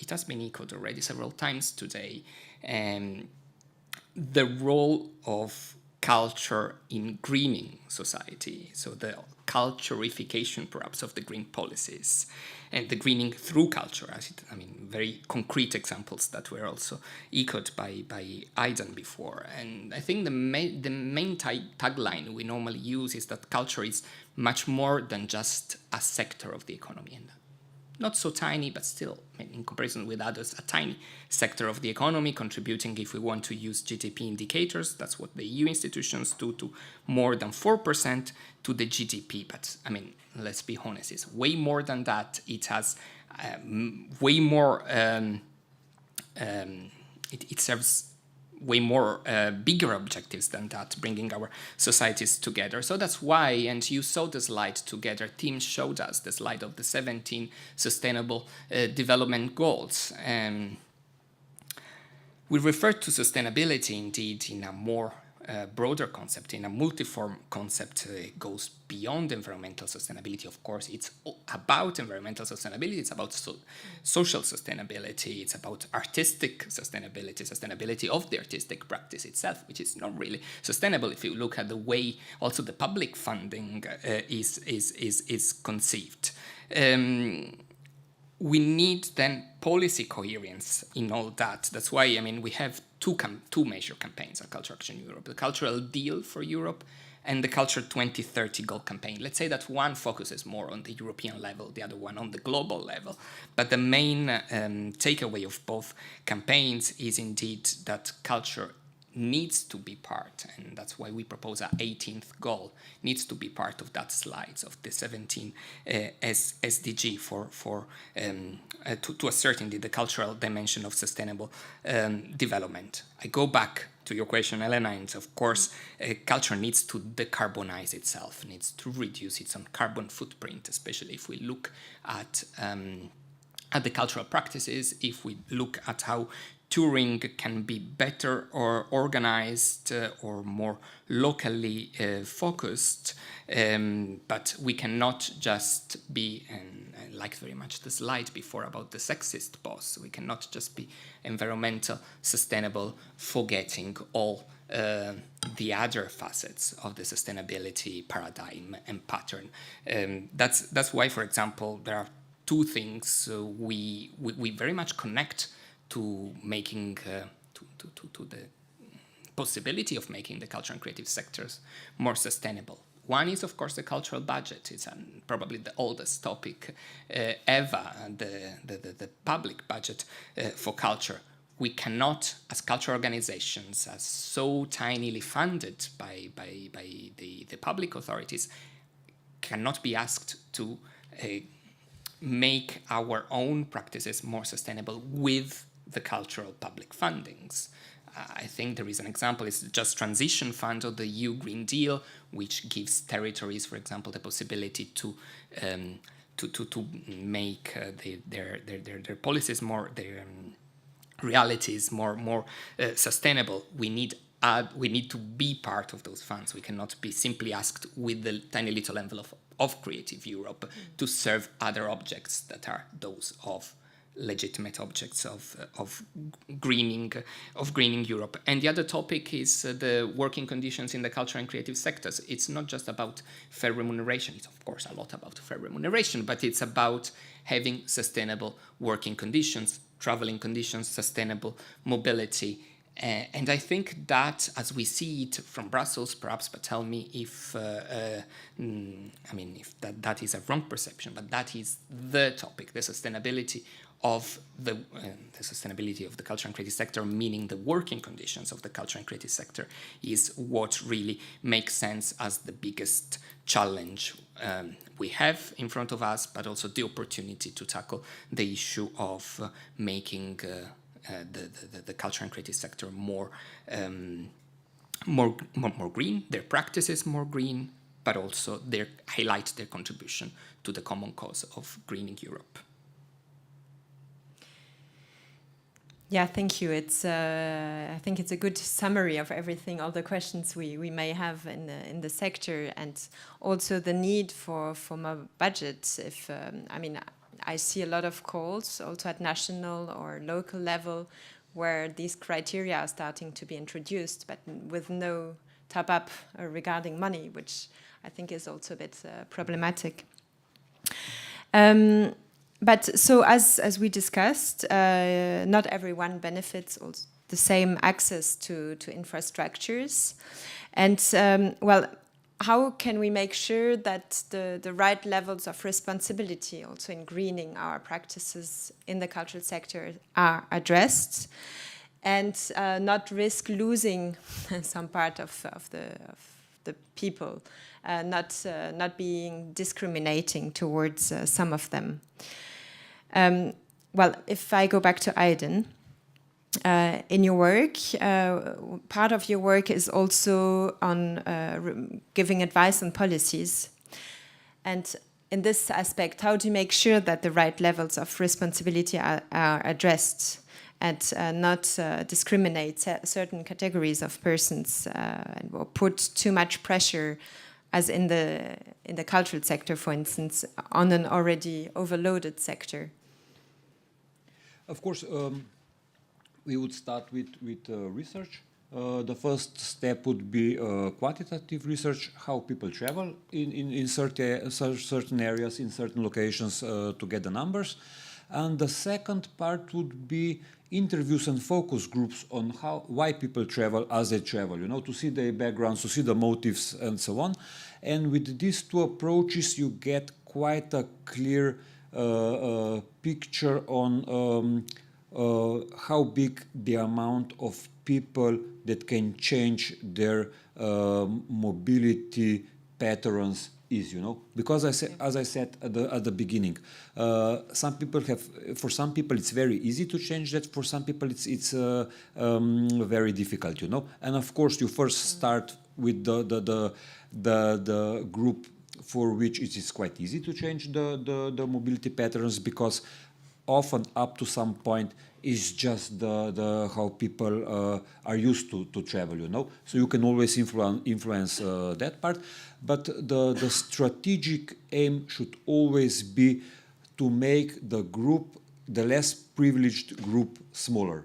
And that involves investments, of course.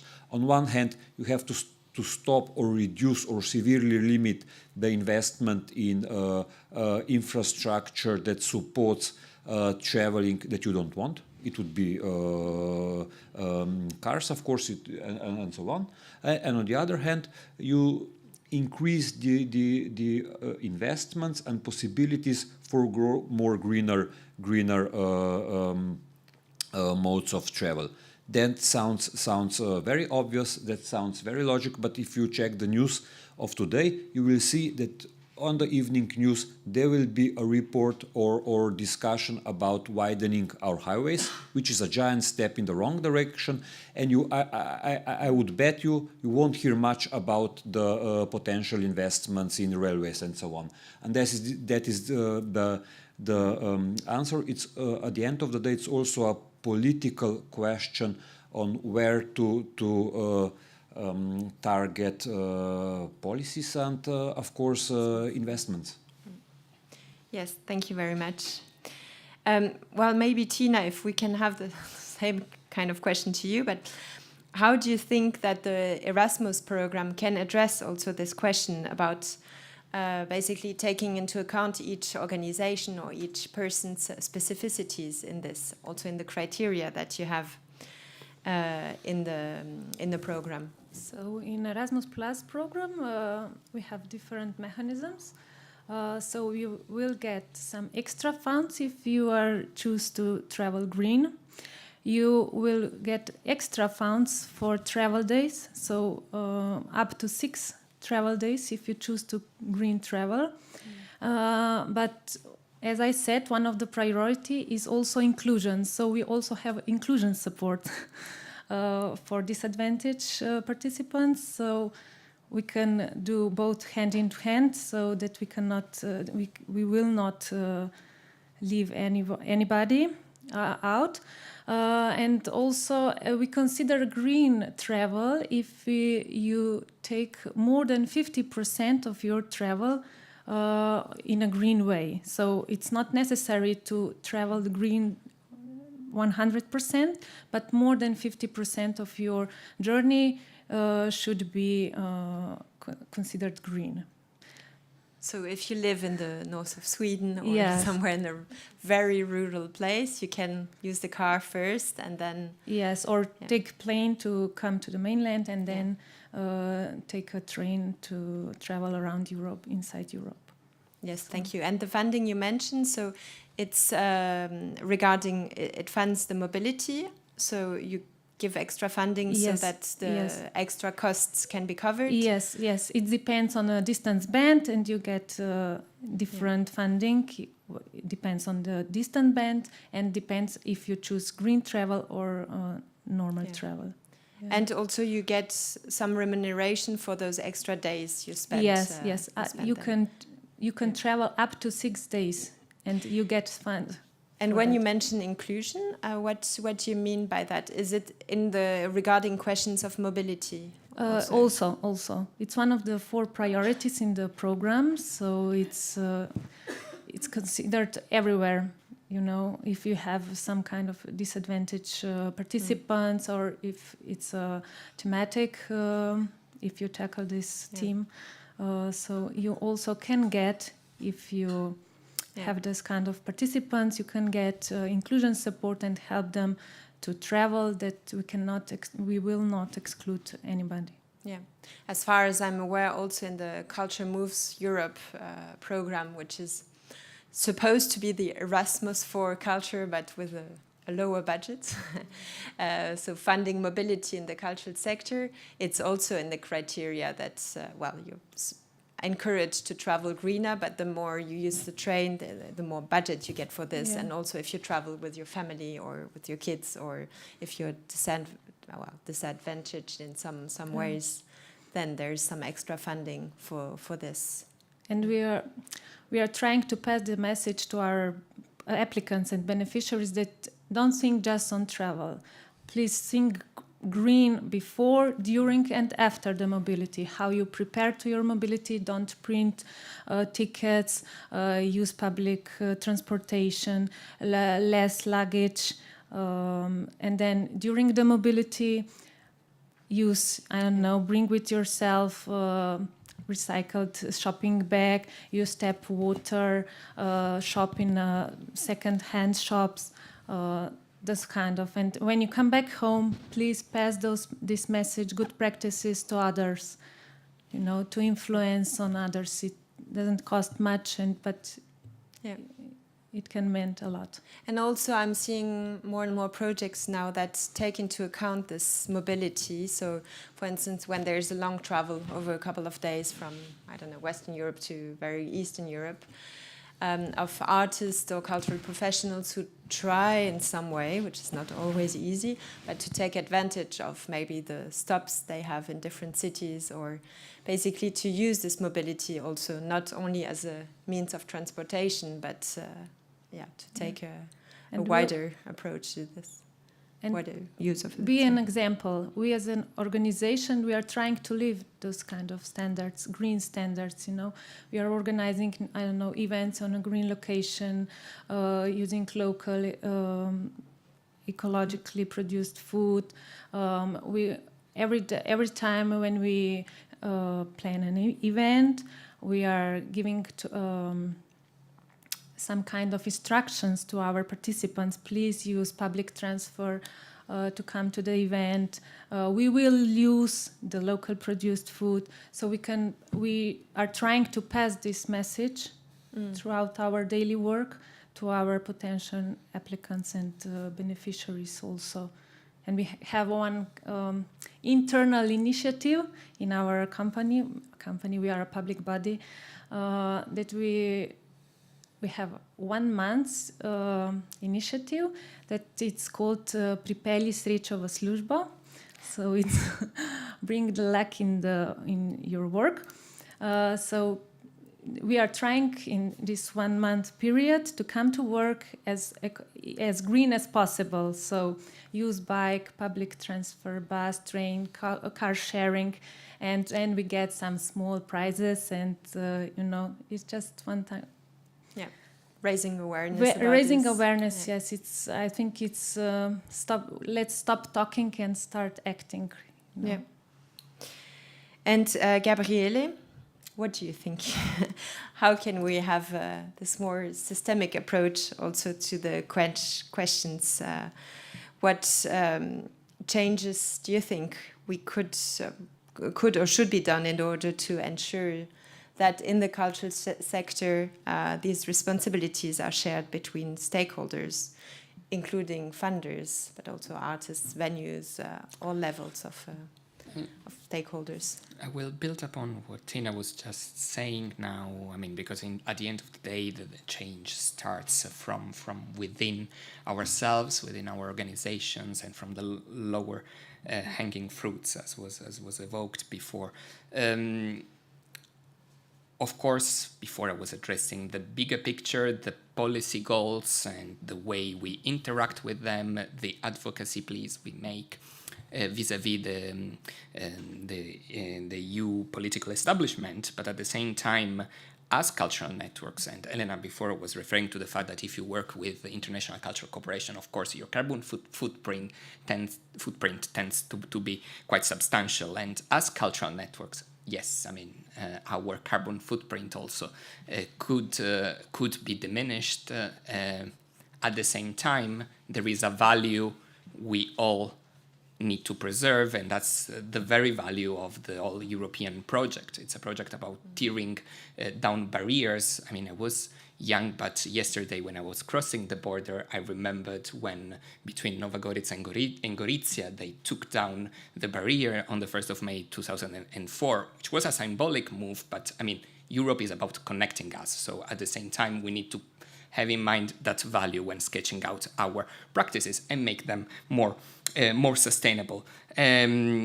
In order to do that, as cultural network ourselves, together with other networks you might be familiar with, including On the Move, European Music Council, ITM, Trans-Europols, ELIA, and other colleagues. So we are a group of 16.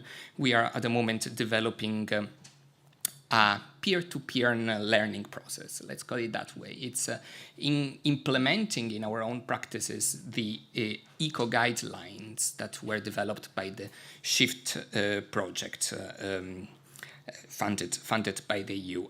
Now it sounds all abstract, but to make very concrete examples, we have identified within our team a green team member that is responsible for implementing and monitoring the implementation of the green policies within our organization.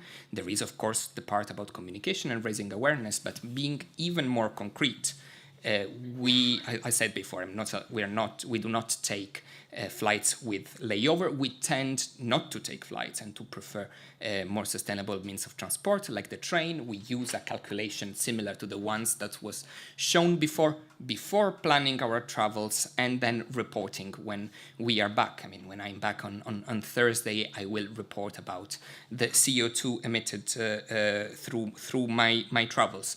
Events, we try to take that into account when organizing events, also in terms of the destination that can be easily reached, and the catering. All our caterings are indeed vegetarian, and not only as a show of respect towards vegetarians, but because of the climate responsibility that this choice embodies. And then when it comes to office and home office, for example, unlike the usual policy of Belgium-based business organization that pay as an extra benefit for your car, we as an organization tend to we use the fact that the Belgian federal state gives you the possibility of giving 20% or something like that for each kilometer that you do when commuting to work. So since it's 2 kilometers, my way back and forth, I think I get 40 cents every day, which is indeed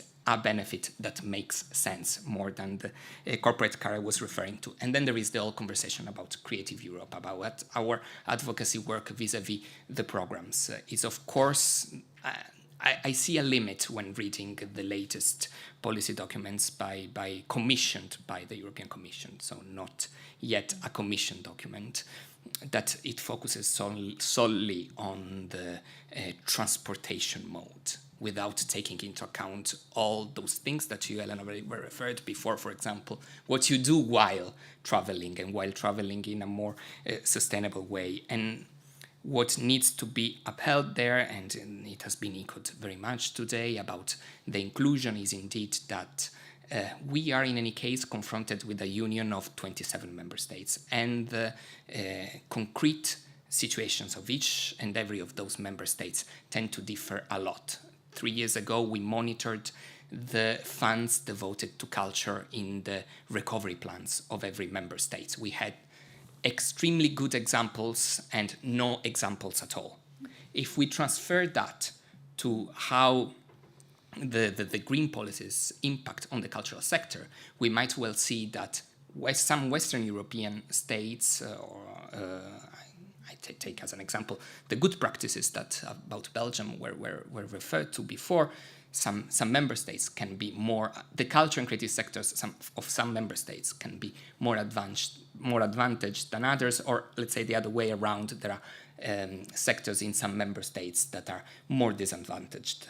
And that's all in all about cultural diversity and about preserving the cultural diversity of our Europe, which at the end of the day is part of the biodiversity. So indeed, advocating for a sustainability concept that takes into account the carbon footprint, the environmental impact, and the social impact on the culture and creative workers, on the culture and creative sector at large, will remain, I think, a focus of our advocacy activities for the years to come. And seeing also, we're already preparing for the new budget. It will only come in 2027, but there is a revision in 2024, which is a good starting point to imagine the future cycle of how EU public funds will be sketched out. But just to summarize, greening the culture and creative sector should not just be another box to tick in your application process, and should not at all be an overburden for already stressed culture and creative sector. So that's probably the main recommendation for the funders. Yes, thank you. That's a very, very good one. Also, I think that as a cultural network, and well, there are cultural networks in almost every field at European level. I think you also have an interesting position and maybe a role to play also in raising awareness about these questions to your members, and also about the responsibility that different kinds of members can have in these questions. And of course, the funders, the European institutions, and at national and regional level are very important. I'm looking at Tanya because I know we are over the initially planned time, but do we have time for a few questions? Okay, 10 minutes, thank you. So, do you have any questions? Maybe it would be interesting to hear some experiences back from Slovenian organizations also. How do you feel the situation is here in Slovenia? But I think I saw one hand being raised first from Sweden. It's not a Slovenian. Yeah, that's fine. Thank you. It's always inspirational. I've been missing one perspective. I mean, everything is important in this discussion, but I'm missing a bit the focus on where is the work status, both for funding bodies, but also when you're working on creating more sustainable infrastructures in the cities for more sustainable transport. Where is the status on working on new measurement and validation of what sustainability means in terms of where you are somewhere in Europe? I mean, to have an indicator for a megacity is quite different from measuring mobility in a sustainable frame in a village somewhere in the forest. So I'm a bit wondering about these terms of measurements and indicators. You're thinking about tools to measure carbon footprints, depending the mobility use, or not about the carbon footprints, but can there be other measurements be applied? I can't see that in the European Green Deal at all. Do you have any reactions to that?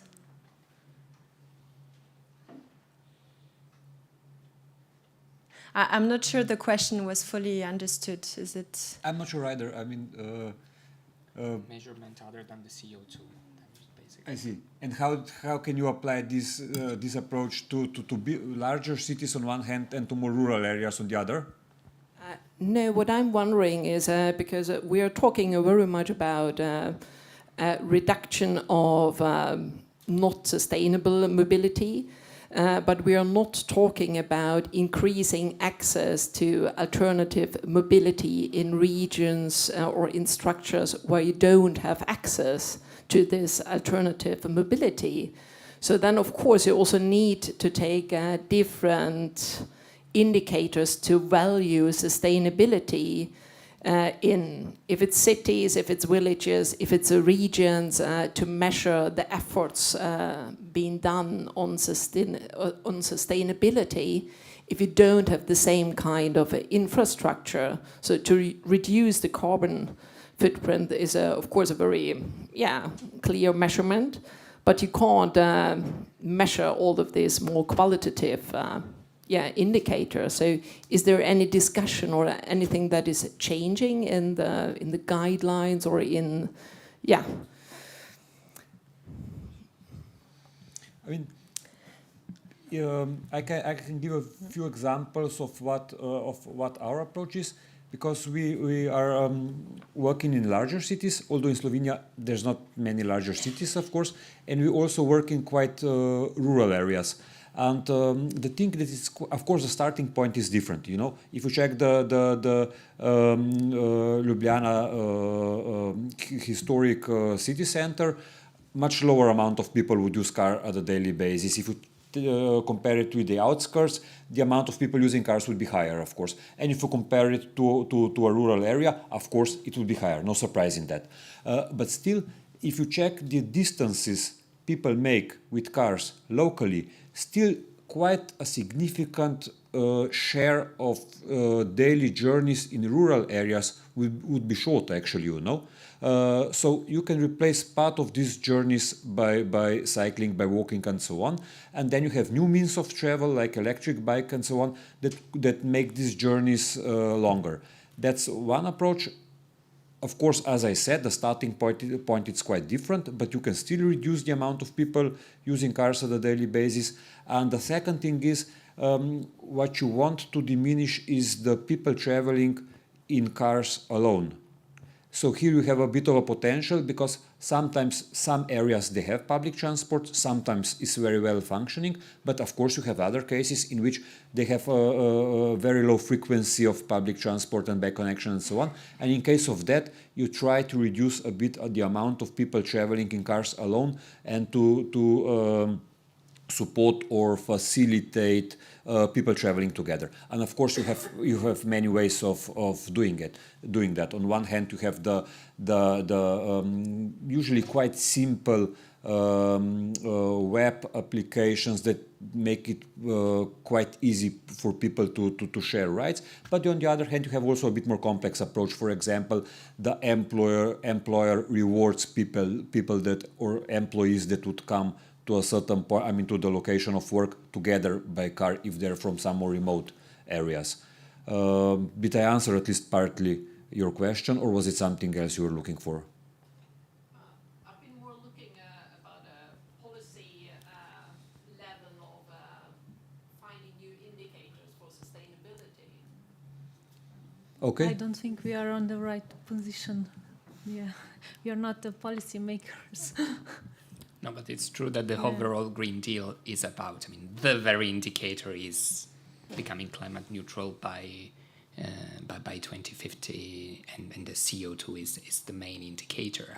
I don't see in the political debate, now going beyond the cultural sector, in the EU political debate, any other indicator than the CO2. I mean, also if you look, I'm now going beyond my own job description, but also if we look at the debate that there was on the 2030 ban on cars, I mean, the CO2 emission of the car was the indicator that was employed, and actually is also why there was the overall debate on e-fuel and biofuel. On e-fuel, yes; on biofuel, not, because precisely the CO2 emission there is not equal to zero.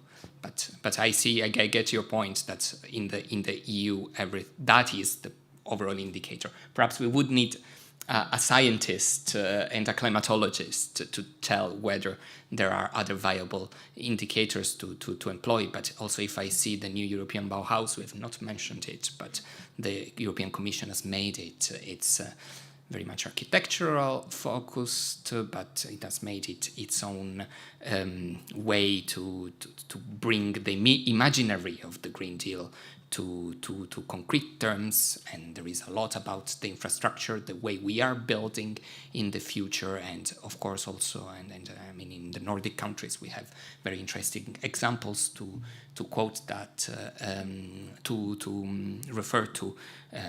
Everything has been focused on building CO2 neutral buildings also in the frame of the new European Bauhaus, with the artistic and creative component, which at least in political terms is present in that project. Thank you. Are there any more questions? Yes. I have a question for Gabriele. You mentioned that you're trying to get culture to be included in the Sustainable Development Goals. This is the 18th goal. And I'm just curious if you can elaborate more on that. Like, what is that process? How are you going about it? And what do you think will be the impact of having that as one of the goals specifically? If you are not at the table, you're on the menu. So we need first visibility as a sector to be on the SDGs. I tend to be optimistic, many tend not, but again, it's a process, and the process started when we failed back a decade ago, when the SDGs were first sketched out with the goal of 2030.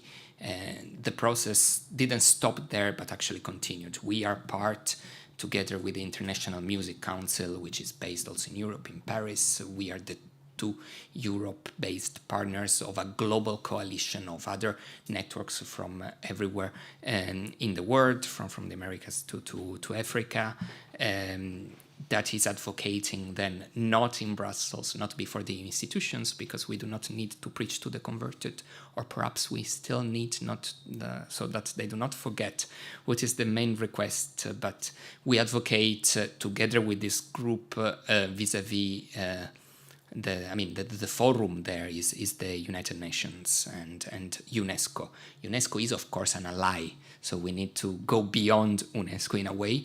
UNESCO is an ally, and if we look at the Mondia Cult Declaration that was adopted last year in Mexico City, last September, I think one year exactly by the date, by the day, that declaration asserts the role of culture as a pillar of sustainable development and endorses the inclusion, the work that has been done on a zero draft goal devoted to culture, which means, of course, it was also mentioned before by Tim, right to culture for the communities, for the local communities, participation, which means democratic participation at the end of the day. And again, the process then we see also in I was just seeing it on my Twitter, or perhaps X feed I should call it, these days, a few days ago, that also the G20 declaration made a reference to culture, and the G20 declaration adopted on Sunday in New Delhi on culture as a driver of sustainable development. That is a work that is spearheaded by UNESCO, but we as cultural networks, global cultural networks, accompany this process indeed with this campaign, and you can look up for it online. It's Culture 2030 Goal Campaign, which indeed we are among the initiators together with, I forgot to mention, a third partner that is based in Europe, and a very valuable one, which is UCLG, so the United City and Local Government, that is indeed a great advocate of this whole work. Thank you very much. I think we have to stop now. So there's room for the second panel and further interesting conversations. Thank you, all three of you, for your participation and interesting insights to the question. Thank you.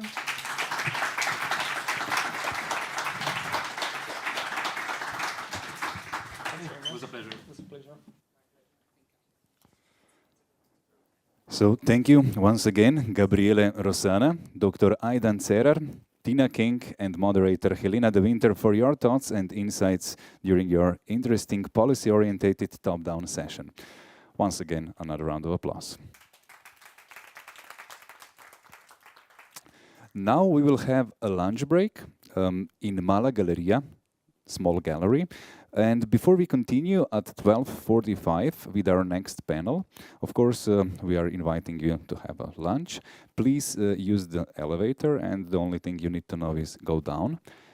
Forum participants are asked to return to Alma Karlin Hall at 12:30, so you can take a coffee. It's a great way to get you back on time. So at 12:30 we'll also have a coffee here in Alma Karlin Hall, and of course enjoy your time and see you soon. Torej, najlepša hvala vsem gostom, hvala vsem, ki so sodelovali pri prvi debati. Po odmoru nadaljujemo z naslednjo debato, še predtem pa povabilo vsem na kosilo. Kot rečeno, vabljeni nazaj v dvorano Alme Karlin ob 12:30, zato da si lahko postrežete kavo, še predtem pa uživajte na kosilu. S programom nadaljujemo ob 12:45. Hvala, enjoy your time.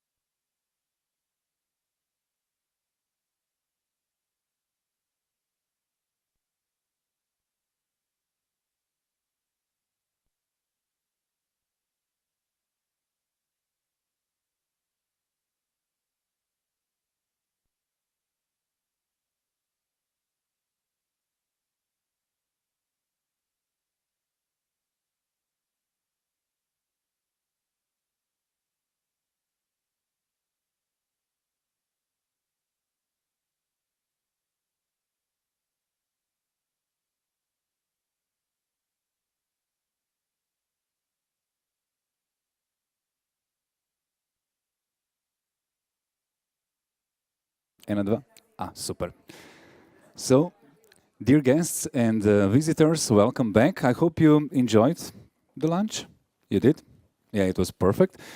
And also the weather outside is perfect, but we continue with our irresistible program, so we are glad to have you in our company. We continue our International Mobility4Creativity Forum with the second discussion that is sector-orientated. Sector-orientated means it's bottom-up. It will be focused on sustainable and green initiatives and practices that can serve as inspiration in cultural and creative sectors. So we will host representatives of well-known European institutions that think about, promote and put into practice the necessary changes, and let's get to know them. Julia Michalifi is currently working as a project manager for European Union projects at Pro Progressione. Their approach emphasizes the seamless integration of sustainability within their projects. Please welcome Julia Michalifi.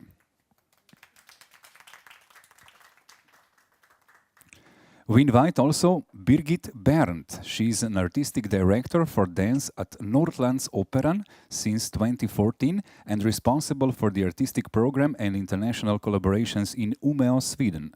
She aims to empower especially performance artists based in the Nordic countries and internationally in long-term collaborations, including residencies, mentoring and production support. Please give her applause.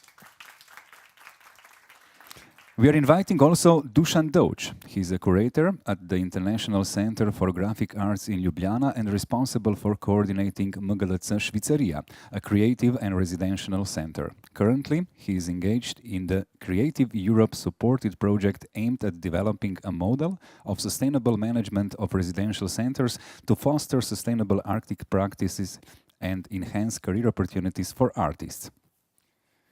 Another applause for Dusan. And the panel will be moderated by Gabor Mondik. From 2014, he has been working in the Creative Europe desk of Hungary, and since 2015 as a deputy managing director and head of culture sub-program. Gabor received the Hungarians for Europe award on the Europe Day that is given to people who have a long and outstanding record to promote the European Union and its core values. So, please another applause for Gabor Mondik. I leave the floor to you, and of course we will all enjoy in the debate. Thank you. Thank you very much for the introduction. When we were talking about what this panel should be about, we agreed on two things. That it should be very practical, first, and the other one that we agreed on, that we wouldn't like to give you just best practices or good examples, but we would like to a little bit talk about also bad practices, because of course when you experiment, sometimes you meet a dead end, and we thought that this could be also for you. So I will ask the panelists not just to talk about the shiny bright things, but also like a little bit of the challenges that you may have on your respective fields. Just to continue what was the panel before us, in what the panel was talking about, what is sustainability for you? What aspects of sustainability is important for you and why? And you can talk about your projects, your daily routines, anything. So please, let's start with Birgit. Well, I will jump over the issue to trying to define sustainability. I just try to shed a light on some elements that I find very important that we haven't been talking about until now. One part is capacity building, capacity building already in a very early stage of how you educate both the artists but also cultural workers in the sector in both touring slow, touring sustainability, touring sustainable, but also to think about production resources and places. And also in terms of lifelong learning is a capacity building in the cultural field. It's a crucial point for working sustainable. And then another aspect that I think is extremely important when we talk about sustainability is accessibility. And that's both to what kind of mobility tools can you use? Is it really physical mobility, as we've been talking about traveling? What are we thinking in terms of digital mobility, which is especially crucial in rural areas where you can't travel a lot to meetings and for networking, but also the importance of physical meetings in comparison to digital networking is a huge part of sustainable thinking in implementation phases.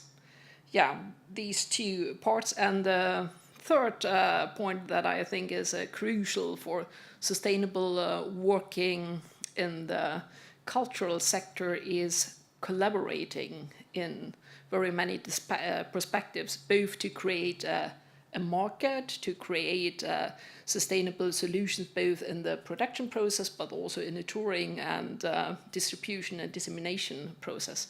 I can stay there for the beginning.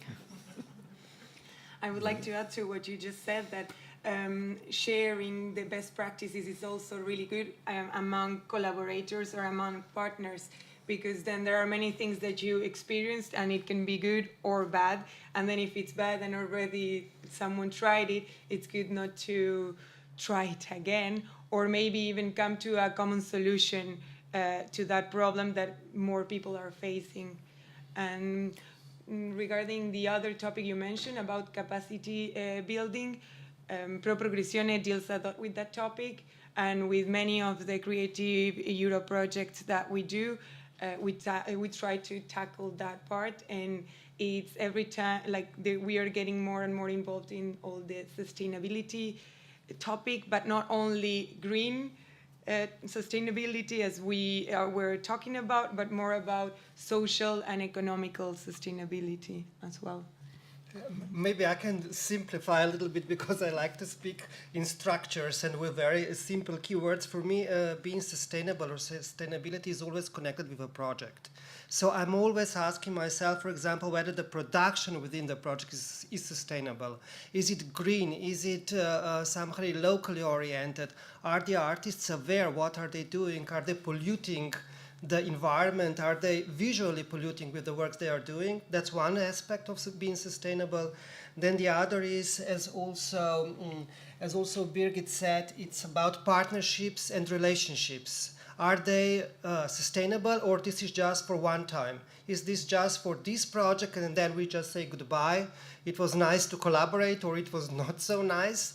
That's also the question. And the third one, it's infrastructure. And you've mentioned also this knowledge sharing, capacity building. I also like to speak, since we are running a residential house, whether our infrastructure is sustainable, meaning is the accommodation sustainable? Are we friendly enough for the artists that we are hosting? Are we hosting them for the period of time that is also valuable for them, or is just a short visit, for example, a couple of days that neither us as the host, neither the artists that are coming don't get the proper impact? So maybe these few keywords for me are crucial, but I think we are somehow combining each other's message that we want to deliver. Okay, thank you very much. Going on with the questions.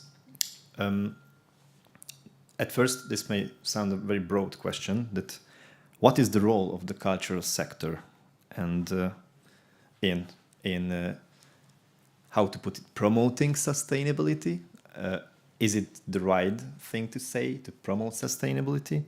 Of course, culture, as was told before in the previous panel, could be about storytelling, awareness raising, changing of mindsets. How do you see your role in this? So it's like a very broad question. How do you see your role in this? And And what about your audiences?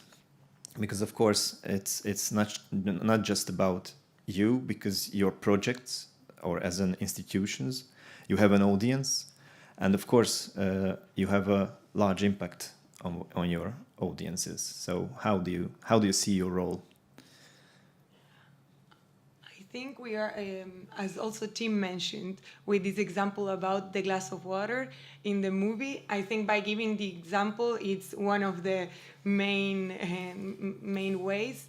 But also, as we were also talking through lunch, is that we have a much higher impact than we think it is. Like each of us have a responsibility and some impact, but we as organizations or as governmental institutions have a higher impact. So we should use that position we have to get to raise awareness and to have a better reach of the message we want to achieve.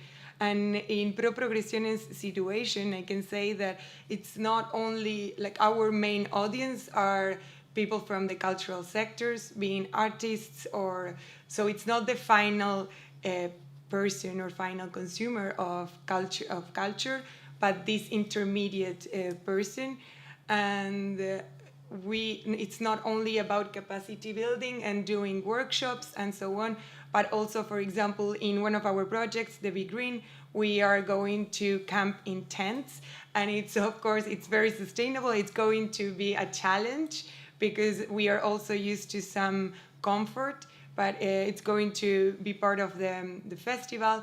Other practices that we have, for example, in Most is another project that we are partners in, and it's regarding the Balkan music sector. And there it was very challenging to keep the mobility sustainable. One of our aims of the project was the mobility of artists, musicians mainly, but it was very hard to keep it sustainable because of the infrastructure that it's different than in the Western Europe. So that's something to take into consideration when we are doing policies or guidelines, that not everyone counts, not everyone is on the same level.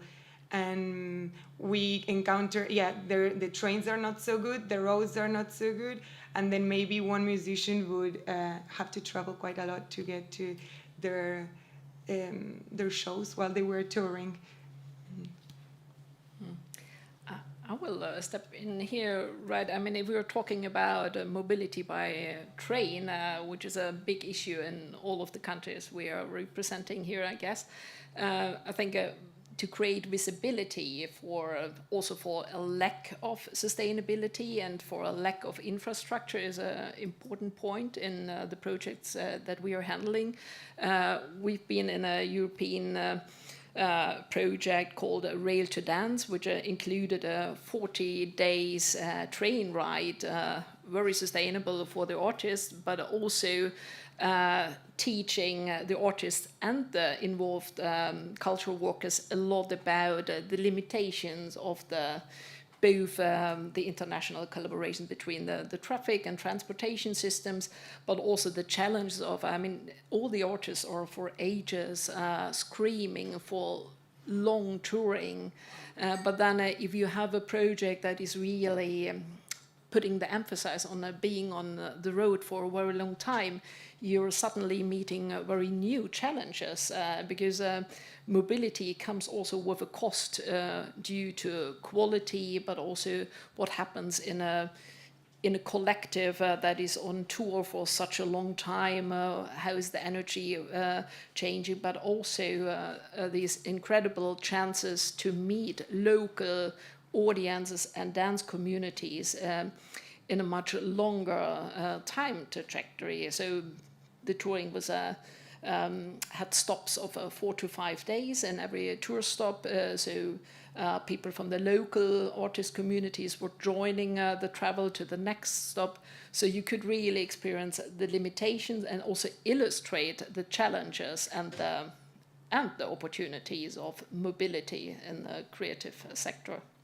Maybe I can step in now, because I'm figuring out, or actually it's pointing out, that the artists on residencies are also eager to stay longer period of time. So, for example, we just finished one Creative Europe project in From the Margins, and it was focused on the refugee artists, displaced artists. And as the partnership was the print museums, print studios, we offered them actually good working positions. So they could print their artworks in print studios at partners institutions, as I said. They had very good support by the print technicians of the partners. That was another thing that was very important for them. And they had somehow a feeling of a safe space for them. They were, some of them, also traumatized. They came from Ukraine and these different experiences of their homeland and so on. But at the end of the day, actually now when we are just trying to evaluate the project, we have figured out that they would suggest a longer period, like at least 3 months of residency. Then it should be more clear what is the public program that artists that are refugees at the same time are supposed to offer the local communities, because sometimes they felt more like refugees and less like artists. That was the comment by them as well. And then we would also like to continue, so make these European projects sustainable in a way of creating some sort of residential program entitled like Studios of Sanctuary. So our print studios could exchange the artists, but not just the artists, as well the studio technicians to share their knowledge. So this was one project that we just finished. We are now starting with another project that is connecting different art residencies. One is here in Ljubljana, the other 3 are in Athens, Madrid, and Prague. And we would like actually to be more engaged with smaller group of artists. We are speaking just about 8 artists within the project that will travel all around these residential places for 3 months. So it's like career opportunity, better positions for them to work within the residential places. And at the end of the day, we just address them with the topic of sustainability, meaning what do they, how do they actually get this term in a way of visual arts, like do it yourself, do it with others, recycle art, eco art, and so on. And I'm really glad that one of the proposals that was selected was also oriented towards the institutions. How sustainable are we as the project managers, the staff that will be engaged, what are the relations between us, for example, so they will question also the partners themselves. So this was actually what I think it's important. But of course we do have, since we are speaking about green mobility, sometimes cases when you must host a person for a shorter period of time, but that's another mission probably why he's coming.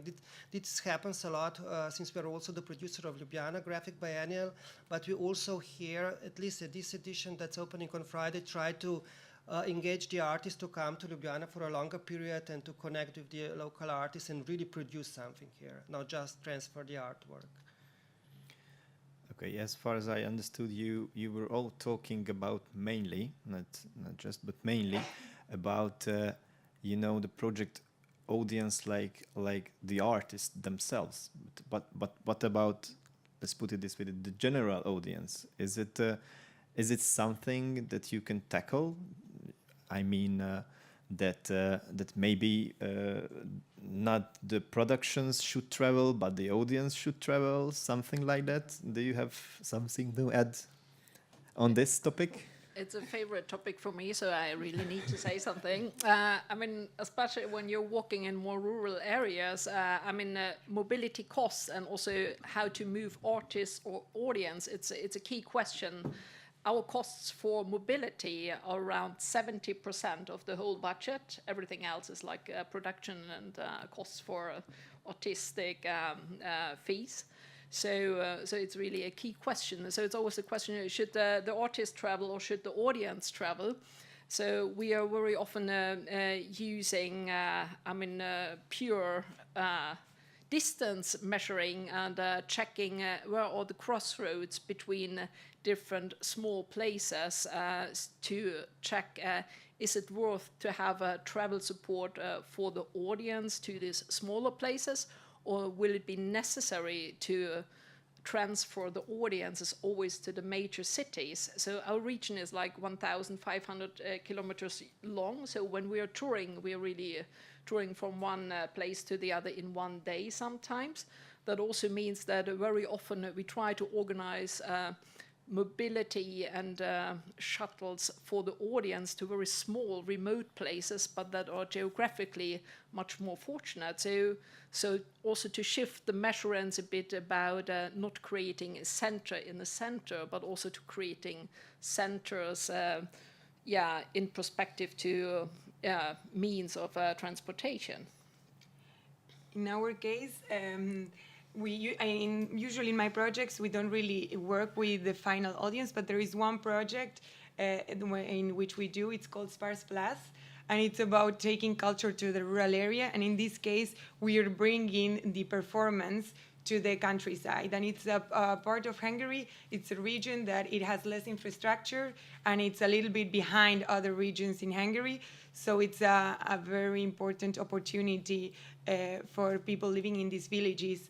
And we are involving people living in the villages to work together with us to understand better what are their needs, and in that sense, reach the audience in an easier way.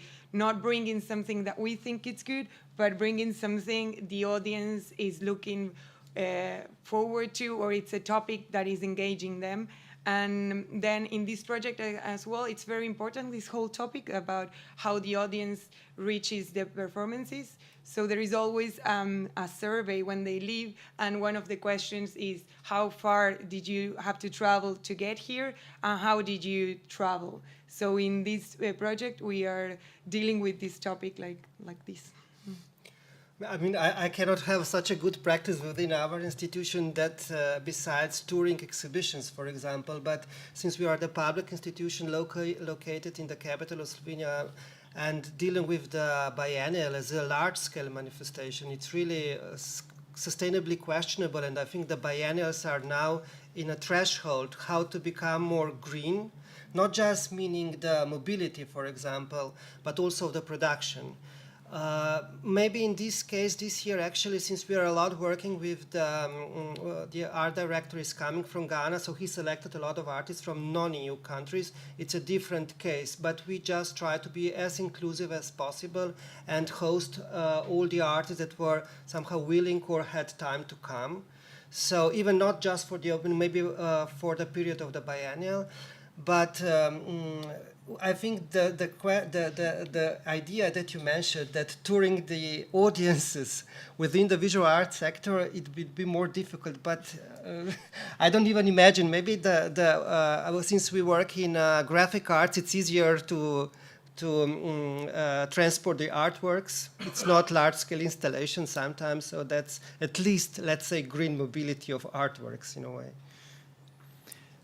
Okay, when we were talking in the lunch break, there was one term that Birgit, you used, which really caught my attention, because up until now we were talking about, let's say, classical mobility, like physical mobility, but you mentioned the term digital mobility. So what you meant by that, and because you know, for me, mobility is like a physical thing. But of course, during COVID, we learned that, you know, like digital mobility can really take place. So what's your take on this? I think for many of us who are not based in the big cities, digital mobility has been there before the pandemic, also very present, and also really more like a survival strategy, because the means to invest in mobility are of course also limited, and it's both meant as a competition or as one side of the networking part. So if you start a collaboration, of course, it's always easy to make a connection face to face. But once you're in a network, to follow up and to to thrive on in the process, then it's quite easy to follow up on in digital meetings and to go on even in a production process.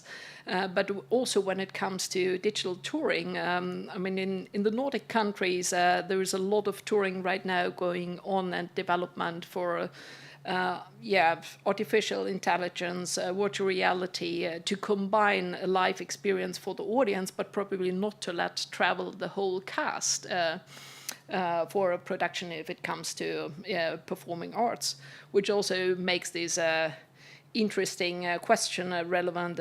When is an experience, how live does it need to be a special experience for an audience? But both to minimize costs, but also to broaden your horizon about how an encounter and artistic experience can look like. So it's both in the collaboration process, but also in the artistic, process. I mean, maybe I just know I'm not so much in favor of digital mobility. It was quite intense during the COVID situation, but we knew why, because of the limited options for being mobile. And there were some artists who could adopt quite well. One of them was a photographer here in Ljubljana giving the instructions to another photographer in another city how to take photos. So at the end of the day, there was a joint photography exhibition. But that was really very specific. Then maybe the other way, when digital world is in favor of us being more green or sustainable, is when we do have meetings, when we can combine either with hybrid events. We can as well combine these events with some more publicly oriented program, not just about partnerships and so on. But otherwise, I think the artists are still willing to be physically mobile, to come to one different culture and produce something there. In that sense, I feel a little bit closer to what Dusan is mentioning, that for meetings, it's very useful for keeping the contact because they are usually large or long projects, the ones we have. So it's necessary to keep in contact with the partnership or the artists. So it's a very good tool, but it is a tool. It won't it won't take away the human part. What you were also mentioning, that it's different when you meet someone in person than when you are through a computer. But again, I think in the world we live, it's necessary, and it also helped a lot in the implementation of different projects. And but I think it's more useful for the management part and maybe meetings with the artist, but for the creation part, at least from my experience, the human contact or being on site, it's very much needed. I mean, we also tried to have during the COVID this kind of, within the one European Creative Europe funded project, the workshop cycle that was at that time digital. And the group of artists, we managed to keep them together, but not with that kind of effect that it would be to be physical. So now when we will implement the other project, actually we will make a little bit of different way. First with a physical contact of all the participants that will be engaged in the project. It's not going to be a large group, but with the locals then it's bigger. And then when we will continue with these workshops, it will be a possibility of joining them either physically or online, for example, to escape this unnecessary mobility if there are just one-day educational events, for example. Yeah, I just wanted to add that in the most project, there is a good example, because during COVID, the round one couldn't meet in person, and the round two was last year, and they could meet in person. And you can see like how one of the aims of MOST to create this network around musicians or cultural managers was created, whereas in the round one, they got a little bit more isolated. And even though it was a good tool to survive during COVID, because they felt that they belonged to a bigger network, you can feel how stronger the relationships got after meeting on site in the on-site training. And you could also see that last weekend. It was the grand finale of the project in Vesprem, and it was a very nice experience because it was the first time for round one and round two to meet. And it was, you see the differences of that. Okay, So, as Tim put it in his keynote, that I think he said that we are all role models. I mean, the film industry and also the cultural sector. And but of course, you cannot do everything. So, what can you do, and what do you feel that is beyond you? So, of course, here again, I would like to emphasize the good and also the bad practices aspects, and I just want to add one maybe provocative question to this question: is sustainability all about the money, or what? So what's your take on this? Maybe I can tell you a story of one of the partners, Meat Factory in Prague. They have a residential place, and they also had once a resident who was trying to recycle the garbage within the art studio. So it was really very eco-friendly, or let's say with a mission of being an eco-friendly project. But at the end of the day, the creators, I think they said, it's really too smelly. It's not possible to have it here in the building, so we'll have to find another solution. So maybe us, for example, as infrastructure, as residential house, as producers, curators, and so on, I see myself more in a role of mediation between the artists and their inspire or, I don't know, desire what they would like to produce. And I'm noticing that maybe, especially now when we are just before the opening of biennial as a large-scale exhibition, that the artists should be really better prepared. The technical plans, everything they expect from the producer, maybe in the performing arts is a little bit different. Then you can be sustainable, you can be more green. But if everything is on the last day, it's very difficult. So that's one thing that we all try to learn. And then the other thing is maybe also what I found out since I have a lot of contacts with the artists in residencies, for example, that I need to mediate sometimes between one artist who comes for 2 months, for example, and would like to keep his personal rituals as at home, not to adapt a little bit on the infrastructure situation, everything else. So I have also somehow find a way, okay, I know that you need peace at that part of the day, but maybe you can do something else, for example. So, and that's where I think the cultural sector, or at least the support sector, like also Creative Europe Desk and all the mechanisms are, that we try to find a way how everybody this win-win situation, for example. I really like to add on this very practical level of and how can we have an impact on the production situation, but also how could we probably avoid these mistakes and how we create an infrastructure in a place. Or I mean, we haven't been talking about forced mobility, which is usually a big part of the sustainability issue, because I mean, there's really no lack of places for residencies all over Europe. So it's very easy as an artist actually to get around from residency to residency. But many artists, if you ask them, they would really prefer to stay longer in the same place, to have longer residences, really to have the possibility also to work with local communities. So that is also one thing that very often we refer to. We can't change the infrastructure because it's on a policy and it's on a political level, but still we are in a lot of collaboration, so we can avoid splitting up the production slots, so we could put the residences together in longer production times.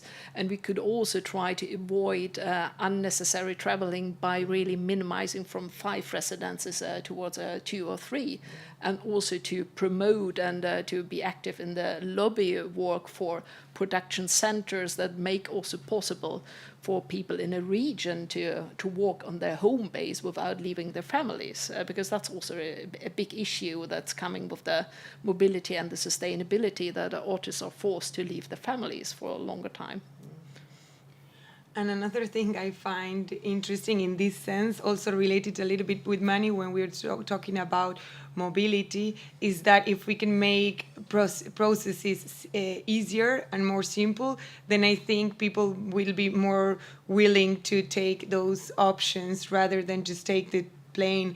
Because, for example, again, in Most, it was very recent, many things happened, so I have a lot of examples. But a cultural manager that was invited to come to the festival, they were coming from Serbia, but in order to have like the refund of coming by car and coming more people by car, it was so complicated. And he was meanwhile in another festival, so it was hard to organize all that. And for him, it was much easier to buy, in the end, flight ticket rather than do all this paperwork about what is the engine size of your car, questions that when you open the form might scare you, and then you rather close it and buy the ticket, which is something that you are already used to. And I think it was Tim who mentioned today about the veggie example, that if you make it harder to get like the easiest option or whatever you want, you make it harder, then people will be forced to use these more sustainable practices. But yeah, that's regarding money and regarding mobility and practicity, I think.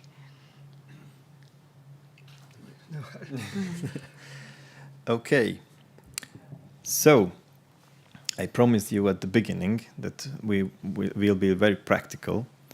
So again, can you share really general tips and trips that anybody who is here or following us on YouTube could take home? You know, like really general ones, which doesn't matter if you are in the performing arts or in the visual arts. Are there really such tips and trips? Can you share some with us? Or these are more like sector specific or geographical area specific? And also first go with the general ones and after that with the very specific ones. I have one very, very general that is like a basic rule for every collaboration that should be sustainable. It's to set quite a high baseline on how many collaborators you'd like to involve in a project, because as more collaborators you involve in a project that are coming with a diversity of expertise, you secure both the production process, but you secure a longer lifespan of the work. So if you are working with collaborators in different countries, you build a foundation for international touring. If you aim to present your work more in a regional context, watch out for regional collaborators. So really to bring already the potential collaborators on the table in the implementation and production phase, and not after you already have a finalized artwork or project. So that's just a basic thing. And then I would really love to encourage everybody, if you think international, not to think always international like whole Europe. I mean, watch out for what are the most sustainable touring and distribution channels you have. Or you're talking about a geographic region, as I mean, for us that would be like the Barents region. So we have a lot of collaboration between Finland, Norway, even Russia sometimes. And so, I mean, to look into your geographical region, not always to reach out for the wide international perspective, to think more regional. From my perspective, I can give some tips from the management perspective. And it would be many of the things we already mentioned through the time we've been talking or speaking to each other. But I think one is the digital documentation that it's very good, but we're tending to record everything, and maybe we should think if we really need that session or that meeting to be recorded, or is it enough to have a memo? Because you have higher chances that the people will read the memo and less that they will rewatch this recorded version. And so I'm not saying not to use it, just to think if we really need it, if it's useful for documentation sources, or if it's enough a memo. Same as with streaming. Streaming also has a higher or a bigger impact. So if our aim is to reach a wider audience, then it's a good tool. But just to use it because now it got trendy and we're using all the time, I mean, I think it's worth to have a thought. Because a memo occupies much less space in the cloud and it's less energy.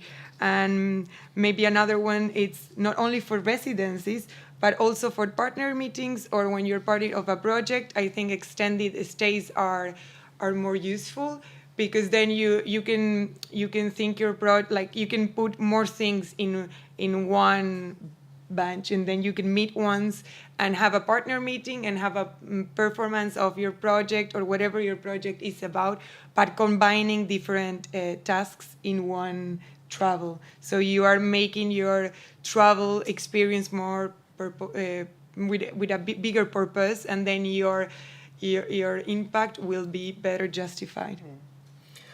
Maybe I would say out of my practice, for example, because we are both in a position of applying for the funds, like within the Creative Europe program or national or municipality funds, and then giving the residencies as opportunities for a 2-month or longer period. So I have noticed that, for example, some of the artists, when they're applying for the residential programs, are very detailed, very concrete. They make a big research of the community they will come to, and these were the best either applications and then at the end also projects. So it's possible that the artists are not always hiding behind this open work method of artistic process. Sometimes it's really not sustainable, as I said, very expensive. Time management is horrible because they are somehow still not properly knowing what they will do. But not that I would like to censor or limit the artistic process creation. I like it that it's open, but at a certain point, there should be a little bit more concrete. And I think that a lot of open course applications are now willing to get this kind of informations. So, and as I said, when I read this kind of thing, I know that it's possible. It's not that, no, we will think on the spot what we will do, for example. And maybe then also less is more. I really like when the projects are more oriented towards the smaller community or group of artists, or are addressing a specific target group or target audience, because then you know what kind of tools you have to use and you are not exaggerating in a way what you would like to deliver at the end of the day. And it's also the decision, because maybe we didn't tackle it, since I worked in an NGO and I'm working in a public institution, it's also the question of being sustainable on this legal or organizational form of institution. Sometimes the public institutions are more rigid, they're not so flexible, we cannot be so dynamic. On the other side, for example, there is more flexibility. Yeah, actually you're a little bit run faster than I expected. So that would be my, the other aspect, the very specific ones. And I mean specific for like, even in different parts of Europe, let's say there are different realities and different challenges. And also we should tackle this question that of course, geographical specificities also, you were talking a lot about this, but also like this legal or let's say administrative matters. So what challenges do you see? These ones or anything else that you would like to mention, and what solutions do you see? Well, I think when I was mentioning this report that they need to fill in to get back the money of coming by car when they can justify that they are coming more, and it's more direct than doing a layover in Vienna to come to. So it's like going like this in order just to come like this. That's I think that's a system problem that we are. In one sense, our message is be sustainable, but then we are like, okay, sit down and fill this in, where these people usually are like having multiple hats and doing different kinds of jobs at the same time. They don't have an assistant or someone who could fill that in while they are doing other jobs. So I think the lack of time and the difficulty of this paperwork, sometimes it doesn't help to be sustainable. And then I think that's something that can be changed. Maybe not so easy, but it's something doable. I'm also wondering a bit when it comes not only to issues of mobility, but also of cultural diversity. I mean, in the north of Europe, we have a rich Sami culture spanning over 4 to 5 countries, and they're very rarely supported only by the national governments, not even acknowledged as a minority very often. So there's also a question of the responsibility both for the public institution, but also the private organizations to work on giving space and visibility to artists that are not part of the acknowledged professional arts field. So we're a lot talking about, and when we're talking about performing arts and it comes to dance, if we're talking about the hip hop artists, or if we are talking about the indigenous artists, a lot of the funding systems are based on that you need to succeed education in the country you're applying for funding. So that is also an issue that when it comes to sustainability, to work on the capacity building for artists that are more connected to the civil society, but not to the professional arts field in our definition.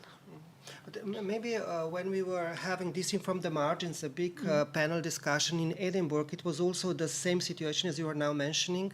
The Irish group of travelers, or these more self-organized groups of people, and then they entered into the public space through the culture, through the art projects. But at the end of the day, their message was also, it's nice that we are speaking now about being displaced artists, don't have proper conditions for work and so on, but it all remains in this bubble of culture and arts. So it has to step further into, I don't know, newspapers, to other discourses, not just within our art communities. But it's maybe that's also the mission of us, not just to mediate among ourselves what we are doing, what we intend to change, human behavior or whatever, but also to step a little bit further from art. Yeah, and maybe like then there are other challenges that escape the cultural sector. Yeah. I mean, if you need to improve the road infrastructure of a region like the Balkans, then it's something that the cultural sector experiences. But then again, I don't think they can do anything to improve the roads.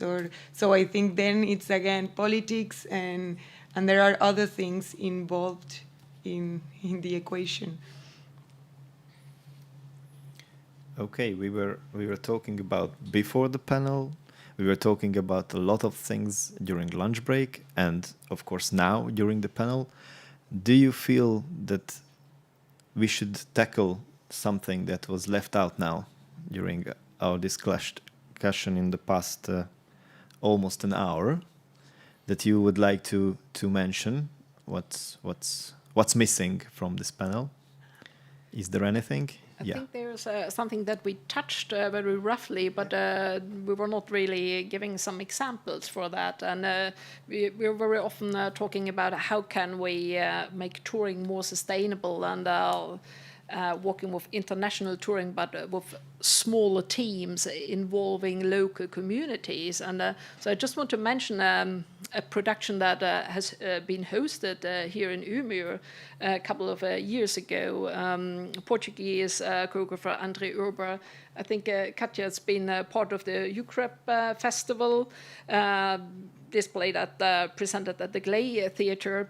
It's a choreographer who's only traveling with himself plus one Slovenian technician and stage manager. And then they work with around 10 to 15 local dancers that who not even need to be employed. And it's a kind of installation, performance, choreography, very beautiful. It's called Burn Time. So it's a super nice example for how you can reduce the team that is traveling with artistic concept and even creating a value in sharing artistic practice, but also by having a workshop of 3, 4, 5 days building up on the production on every tour stop. From scratch, you can really create even a value for the local communities after the performance or the team is already gone. So just as an example for how that could look like. Maybe something that we didn't get the chance to talk because this panel is more related to mobility, but that we've also talked, and for me at least is quite important, is not only sustainability of mobility, but in general sustainability, as Dusan was also mentioning, the sustainability of the project. Again, for example, Most, I think it was the seed that was created in a lot of cultural actors. And I think that's the most valuable result of the project, that it's not only that it was a nice 4 years project and people managed to either tour, go to different festivals, or actually do festivals or workshops in their cities, but that they, for the first time, they got the opportunity to network in the Balkans, because after Yugoslavia was split, they didn't really relate it anymore. They are not, they don't collaborate so much. They rather collaborate with Western Europe. And it was very nice to see how new relationships are being created through Albania and Montenegro or Serbia, and how this is the beginning of a longer journey. And I think that's also sustainability, how the project is going further from just the project, but reaching not only more audience, but relationships, and also the kind of jobs that they could offer to people working in the local places where they did these projects. So yes, sustainability is quite wide, and we couldn't touch all the topics, but I just thought that briefly I mentioned that. Maybe I would just add that we can also speak about the sustainability of knowledge, expertise, and experiences, for example. And with that, connect this with the mobility, you easily get very, how can I say, pragmatic questions coming from the field, how to get a visa, how to invite the artists from beyond European Union. So that's why I think it's very important that this support system is also developing such tools as mobility info points. I think we will hear a little bit later a lot about that, because the experience that we are now facing with the biennials, that we had a great support from the Ministry of Foreign Affairs when we were getting the visas from people coming from non-EU countries. But if that would be accumulated in one spot, for example, and openly shared, that would be easier for the whole cultural sector. So, thank you very much. And I think it's time for questions. So, if you have any questions, please ask our very, very experienced panel members. You can also share your practices. Yes, of course, you can share also your practices. Or if you feel that anything that was left out, just comment.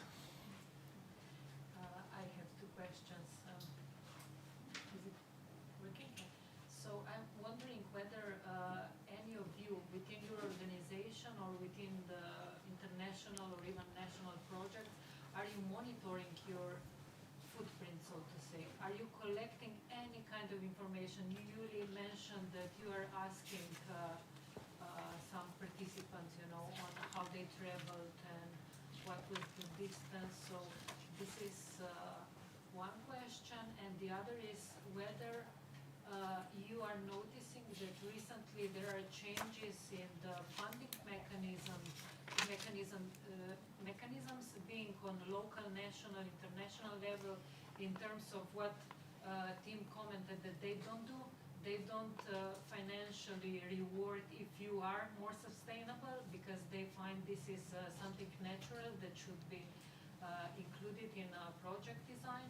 But yeah, I'm interested in more mainly maybe the Swedish case, if you noticed anything like this or a trend. Yeah, thanks. First question, yes, we are monitoring all travels and we are compensating as well because we're traveling a lot and even flying. And second question, I think what's happening right now in the Nordic countries and especially in the Nordic touring networks is that there's a really great investment in to work on the criteria for a selection of who do you tour, and so there's a very clear priority on touring without any technical transports when it comes to performing arts. There's also a clear priority on touring productions inside the countries only by train, as long as there is a train or public transport. So it's a selection criteria. And and that's only due to the last 2-3 years. So it is rewarded, and you can also see it in the funding system. As now, I can only answer for Sweden. You need to report on sustainability, and you need to have a strategy for mobility and for touring impact. In our case, we do monitor it, but we don't do, and we suggest or highly recommend to use other means of transport rather than planes. We don't do for each person who is traveling the carbon footprint number. So we don't do it in that level because it's not so easy to calculate. I mean, you can just calculate for that, but you have to include many other data in it. And regarding the other question, in Hungary, as far as I know, it's not really asked. It's good that you put that you are working with sustainable methods and you are taking care of it, but you don't really get any compensation, or maybe it looks better on your application because you fulfill some of their priorities that they have, but it doesn't really. I think it's closer to what Tim's experience was mentioning rather than Birgit's.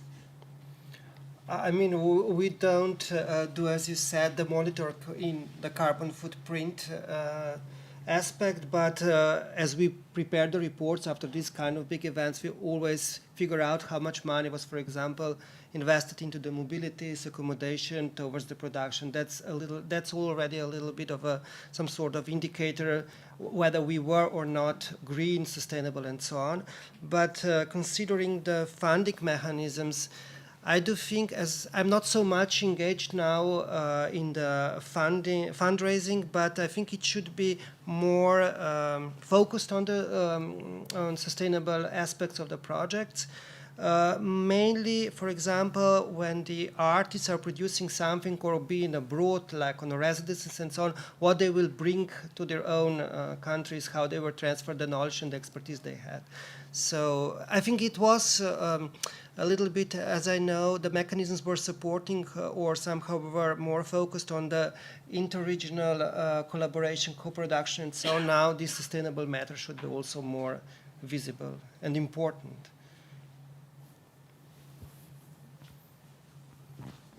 Okay, please.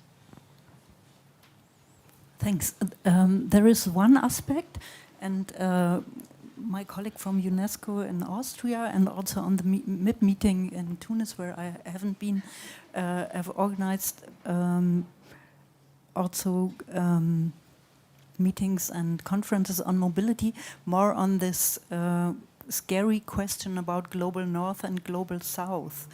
And that's my remark. That was not much in our mind today.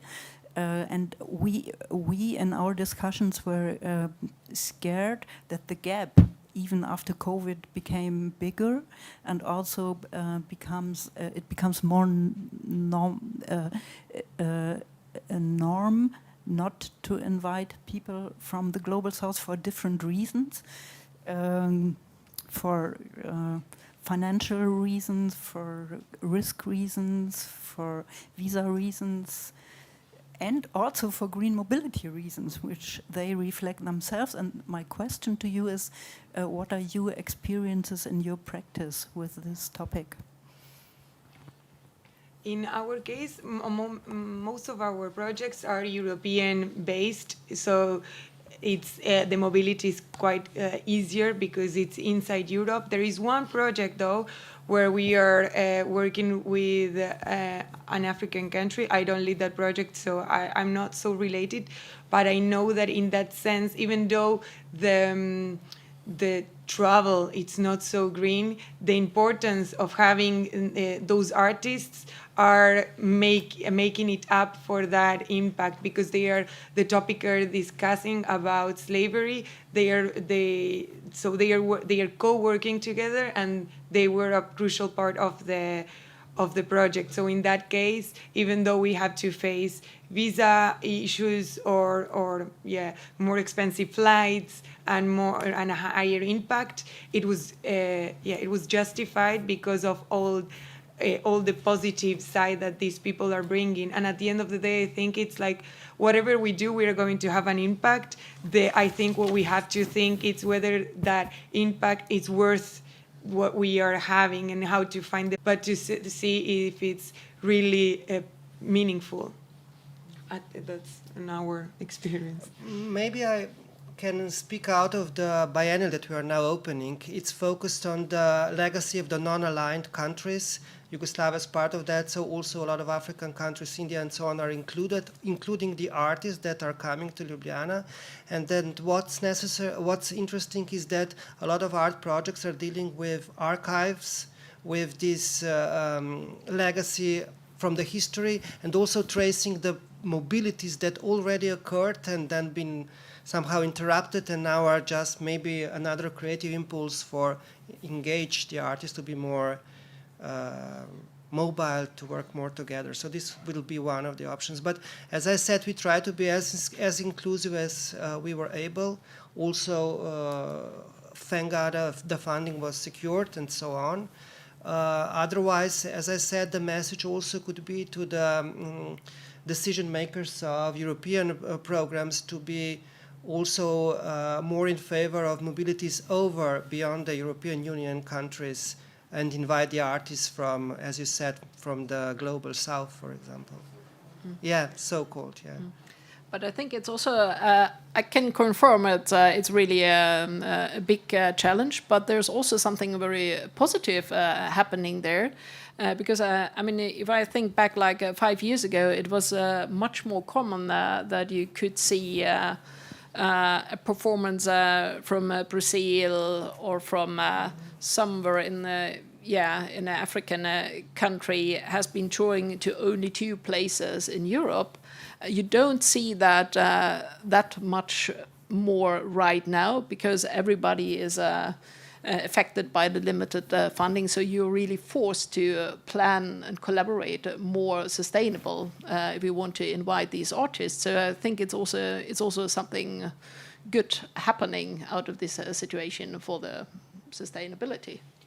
And regarding that, what I've seen in other partners that we work together with is that they try to tour them. So if they invite someone, and I got reminded because usually they are artists from Brazil, and then they invite these Brazilian artists, and when they come here to Europe, they try to tour them around Europe, and it's not only for one show and then they go back, but like they are touring, and then that makes that trip or that impact less impactful.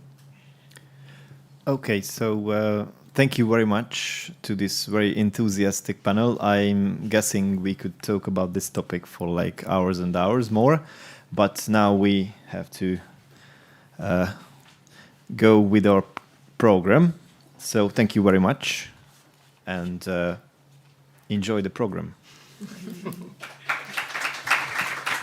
And thank you as well. And of course, thank you, Julia Michelifi, Birgit Berndt, Dusan Doc, and moderator Mondik Gabor for your practical discussion during the panel. It was really interesting to hear all the examples, all the tips and tricks, and of course experiences that you presented. We will conclude the forum with a final takeaway by Jana Wilcoxen. As a regular collaborator of Motovila, she brings an outside eye that is capable of zooming in on the details as well as taking in and reflecting on the big picture. At the Mobility4Creativity Conference 2019, she reflected on how can we be more aware of what we are doing and the impact that our choices make on the society and environment, as well as our own personal health and well-being. And in 2023, this topic is more important than ever. So please welcome Jana Wilcoxen.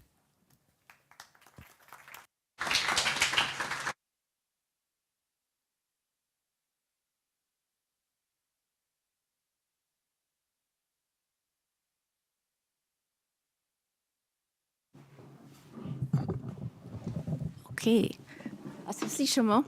So at the start of today's event, Ms. Sonja Krall reminded us of the values of mobility and culture, a practice for centuries that has not only contributed to cultural development, artistic creativity, and innovation among artists and creators, but also expanded our horizons, fostered respect for diversity, and encouraged an open view of the world.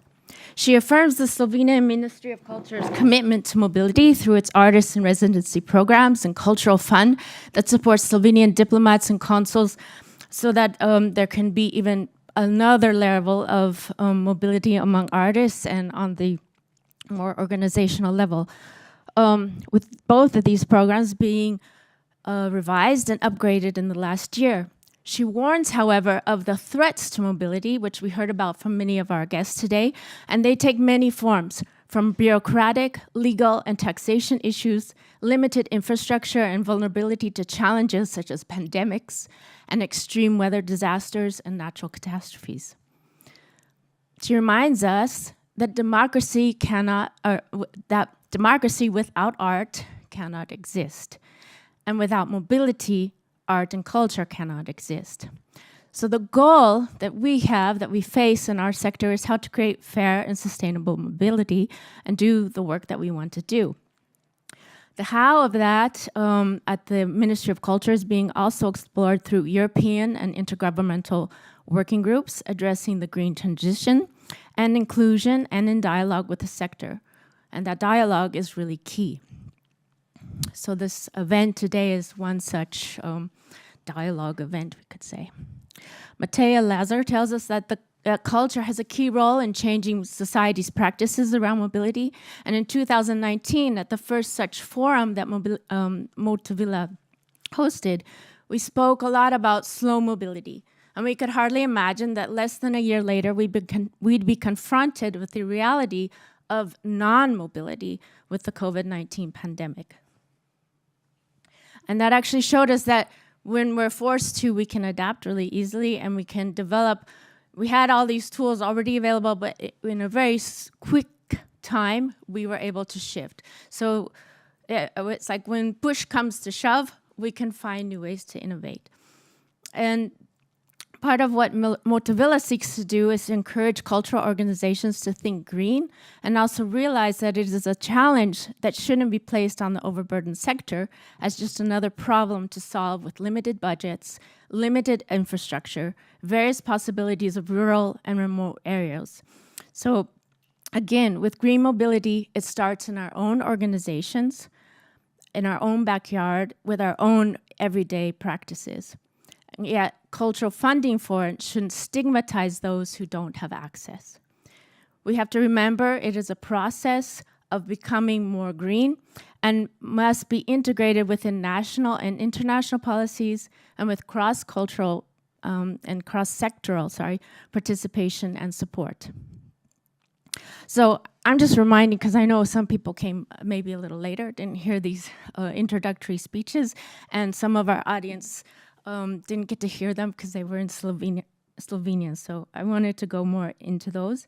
And I know we all very much appreciated Tim's keynote, because he gave us a lot of very useful and hands-on overview of how he works in the film sector, film and audiovisual sector, and how he likens the creation and implementation of sustainable practices to making mayonnaise, which may sound a bit odd, but for the successful emulsion, you need the right ingredients, in the right amounts, prepared following a specific procedure, and a little luck.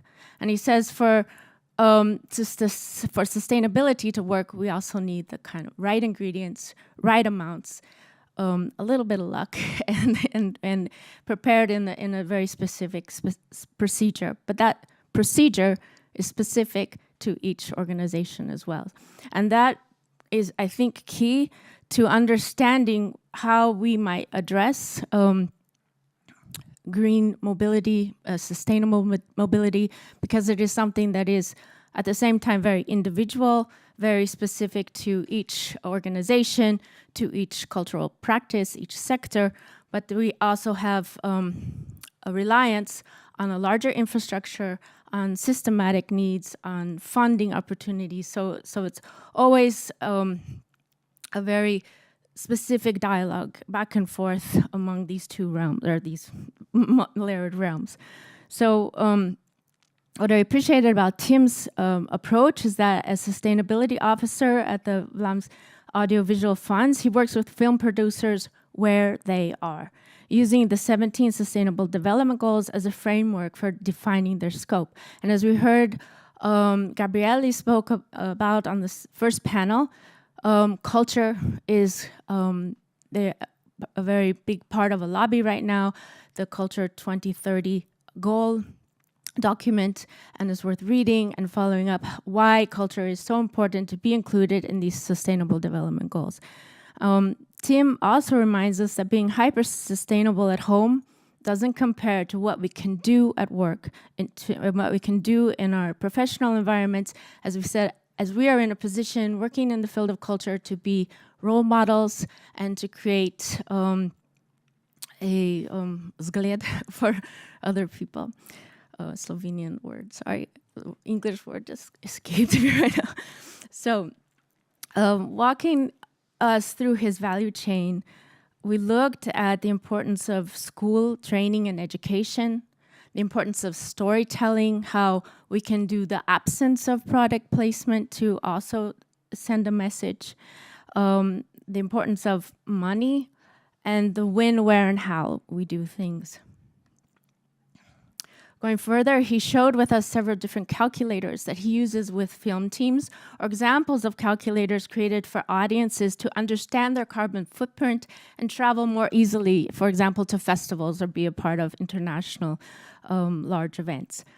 Much of the discussion later on in the panels revolved around values and how to maintain the qualitative aspects of mobility while transitioning to greener and more sustainable practices. So, I ask you this: how might we develop a calculator for ourselves in our sector as we try to incorporate these practices into our cultural projects, our artist organizations, our own practices as audience members or as individuals, as parents, etc.? what might be the message we could send to policymakers in creating this type of a calculator. And this is where my presentation gets a little more experimental. I hope you can come with me on a little bit of a creative mind stretch. So I've been thinking, I woke up this morning thinking about what is the formula? Like when we talk about sustainability and mobility, there are so many different hats that we wear. There are so many variables. And I thought, okay, this is like a formula. It's like algebra. You know, it's like, okay, x times x squared divided by y is da-da-da. And I said, okay, how can we switch, kind of turn this into a little handy calculation that we could remember when we're working on a project, kind of like a guide. And so I don't have it written down exactly. I'm still experimenting with it. But I think it's important that we look at some of the key documents. One being the new study on green mobility in the Creative Europe program. So we could look at that. We could look at the Green European Deal. And we can look at the Culture 2030 goal document. Those are at least 3 that we can start with. So we have 3 doc. And then we could add to that the 17+1 Sustainable Development Goals. So that can be another reference for us. And then we might multiply that by a kind of short list. I know I'm doing analog today, but I had to because I needed to write.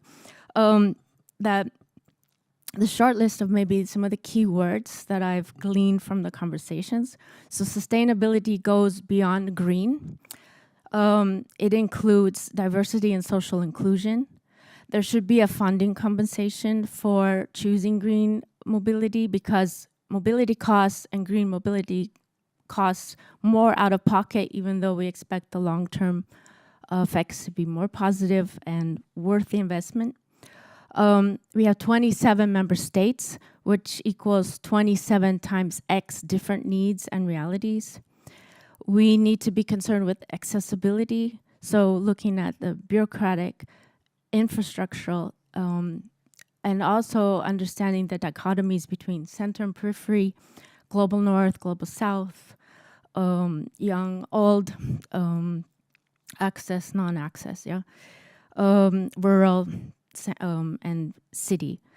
We need to create visibility and rebrand sustainable practices as cool, green mobility as hip, and we can use humor and play to help us accept new ideas and become more flexible in our mindset. We need to monitor and consider also energy, waste and materials, catering, digital impact that we use in our projects. And digital, we can see as a plus and minus. It's not a panacea.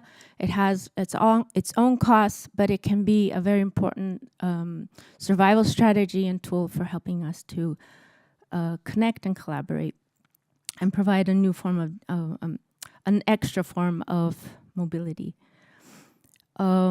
We need flexibility. We need to make conscious decisions, collaborate, build capacity, be role models, follow up and evaluate where we've been and learn from our successes and our failures and spread the word. So that's all the kind of maybe a checklist. We can refine that later, as I will probably do when I write this all down for publication. But what's important is there's a multiplier here, and that is you. And that you has 27 to the X potential because there are so many different meanings of you, us as individuals, and you as your project, you as your cultural organization. And that's where the creativity and the innovation comes in. And then hopefully this kind of a look on this can lead to green mobility, sustainable mobility, and a brighter future. So that's where I'm going to leave it here today.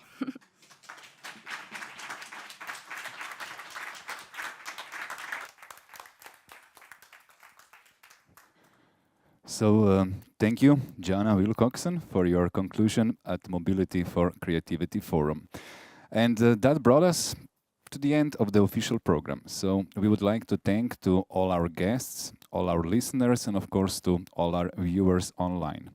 And for all of us present here at Cankarjev Dom, touring artists from Germany will present mobility information points.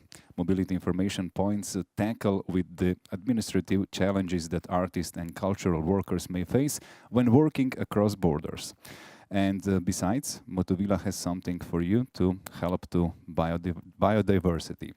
And once again, thank you for your time. And of course, keep following Motovila's work and enjoy the rest of the day.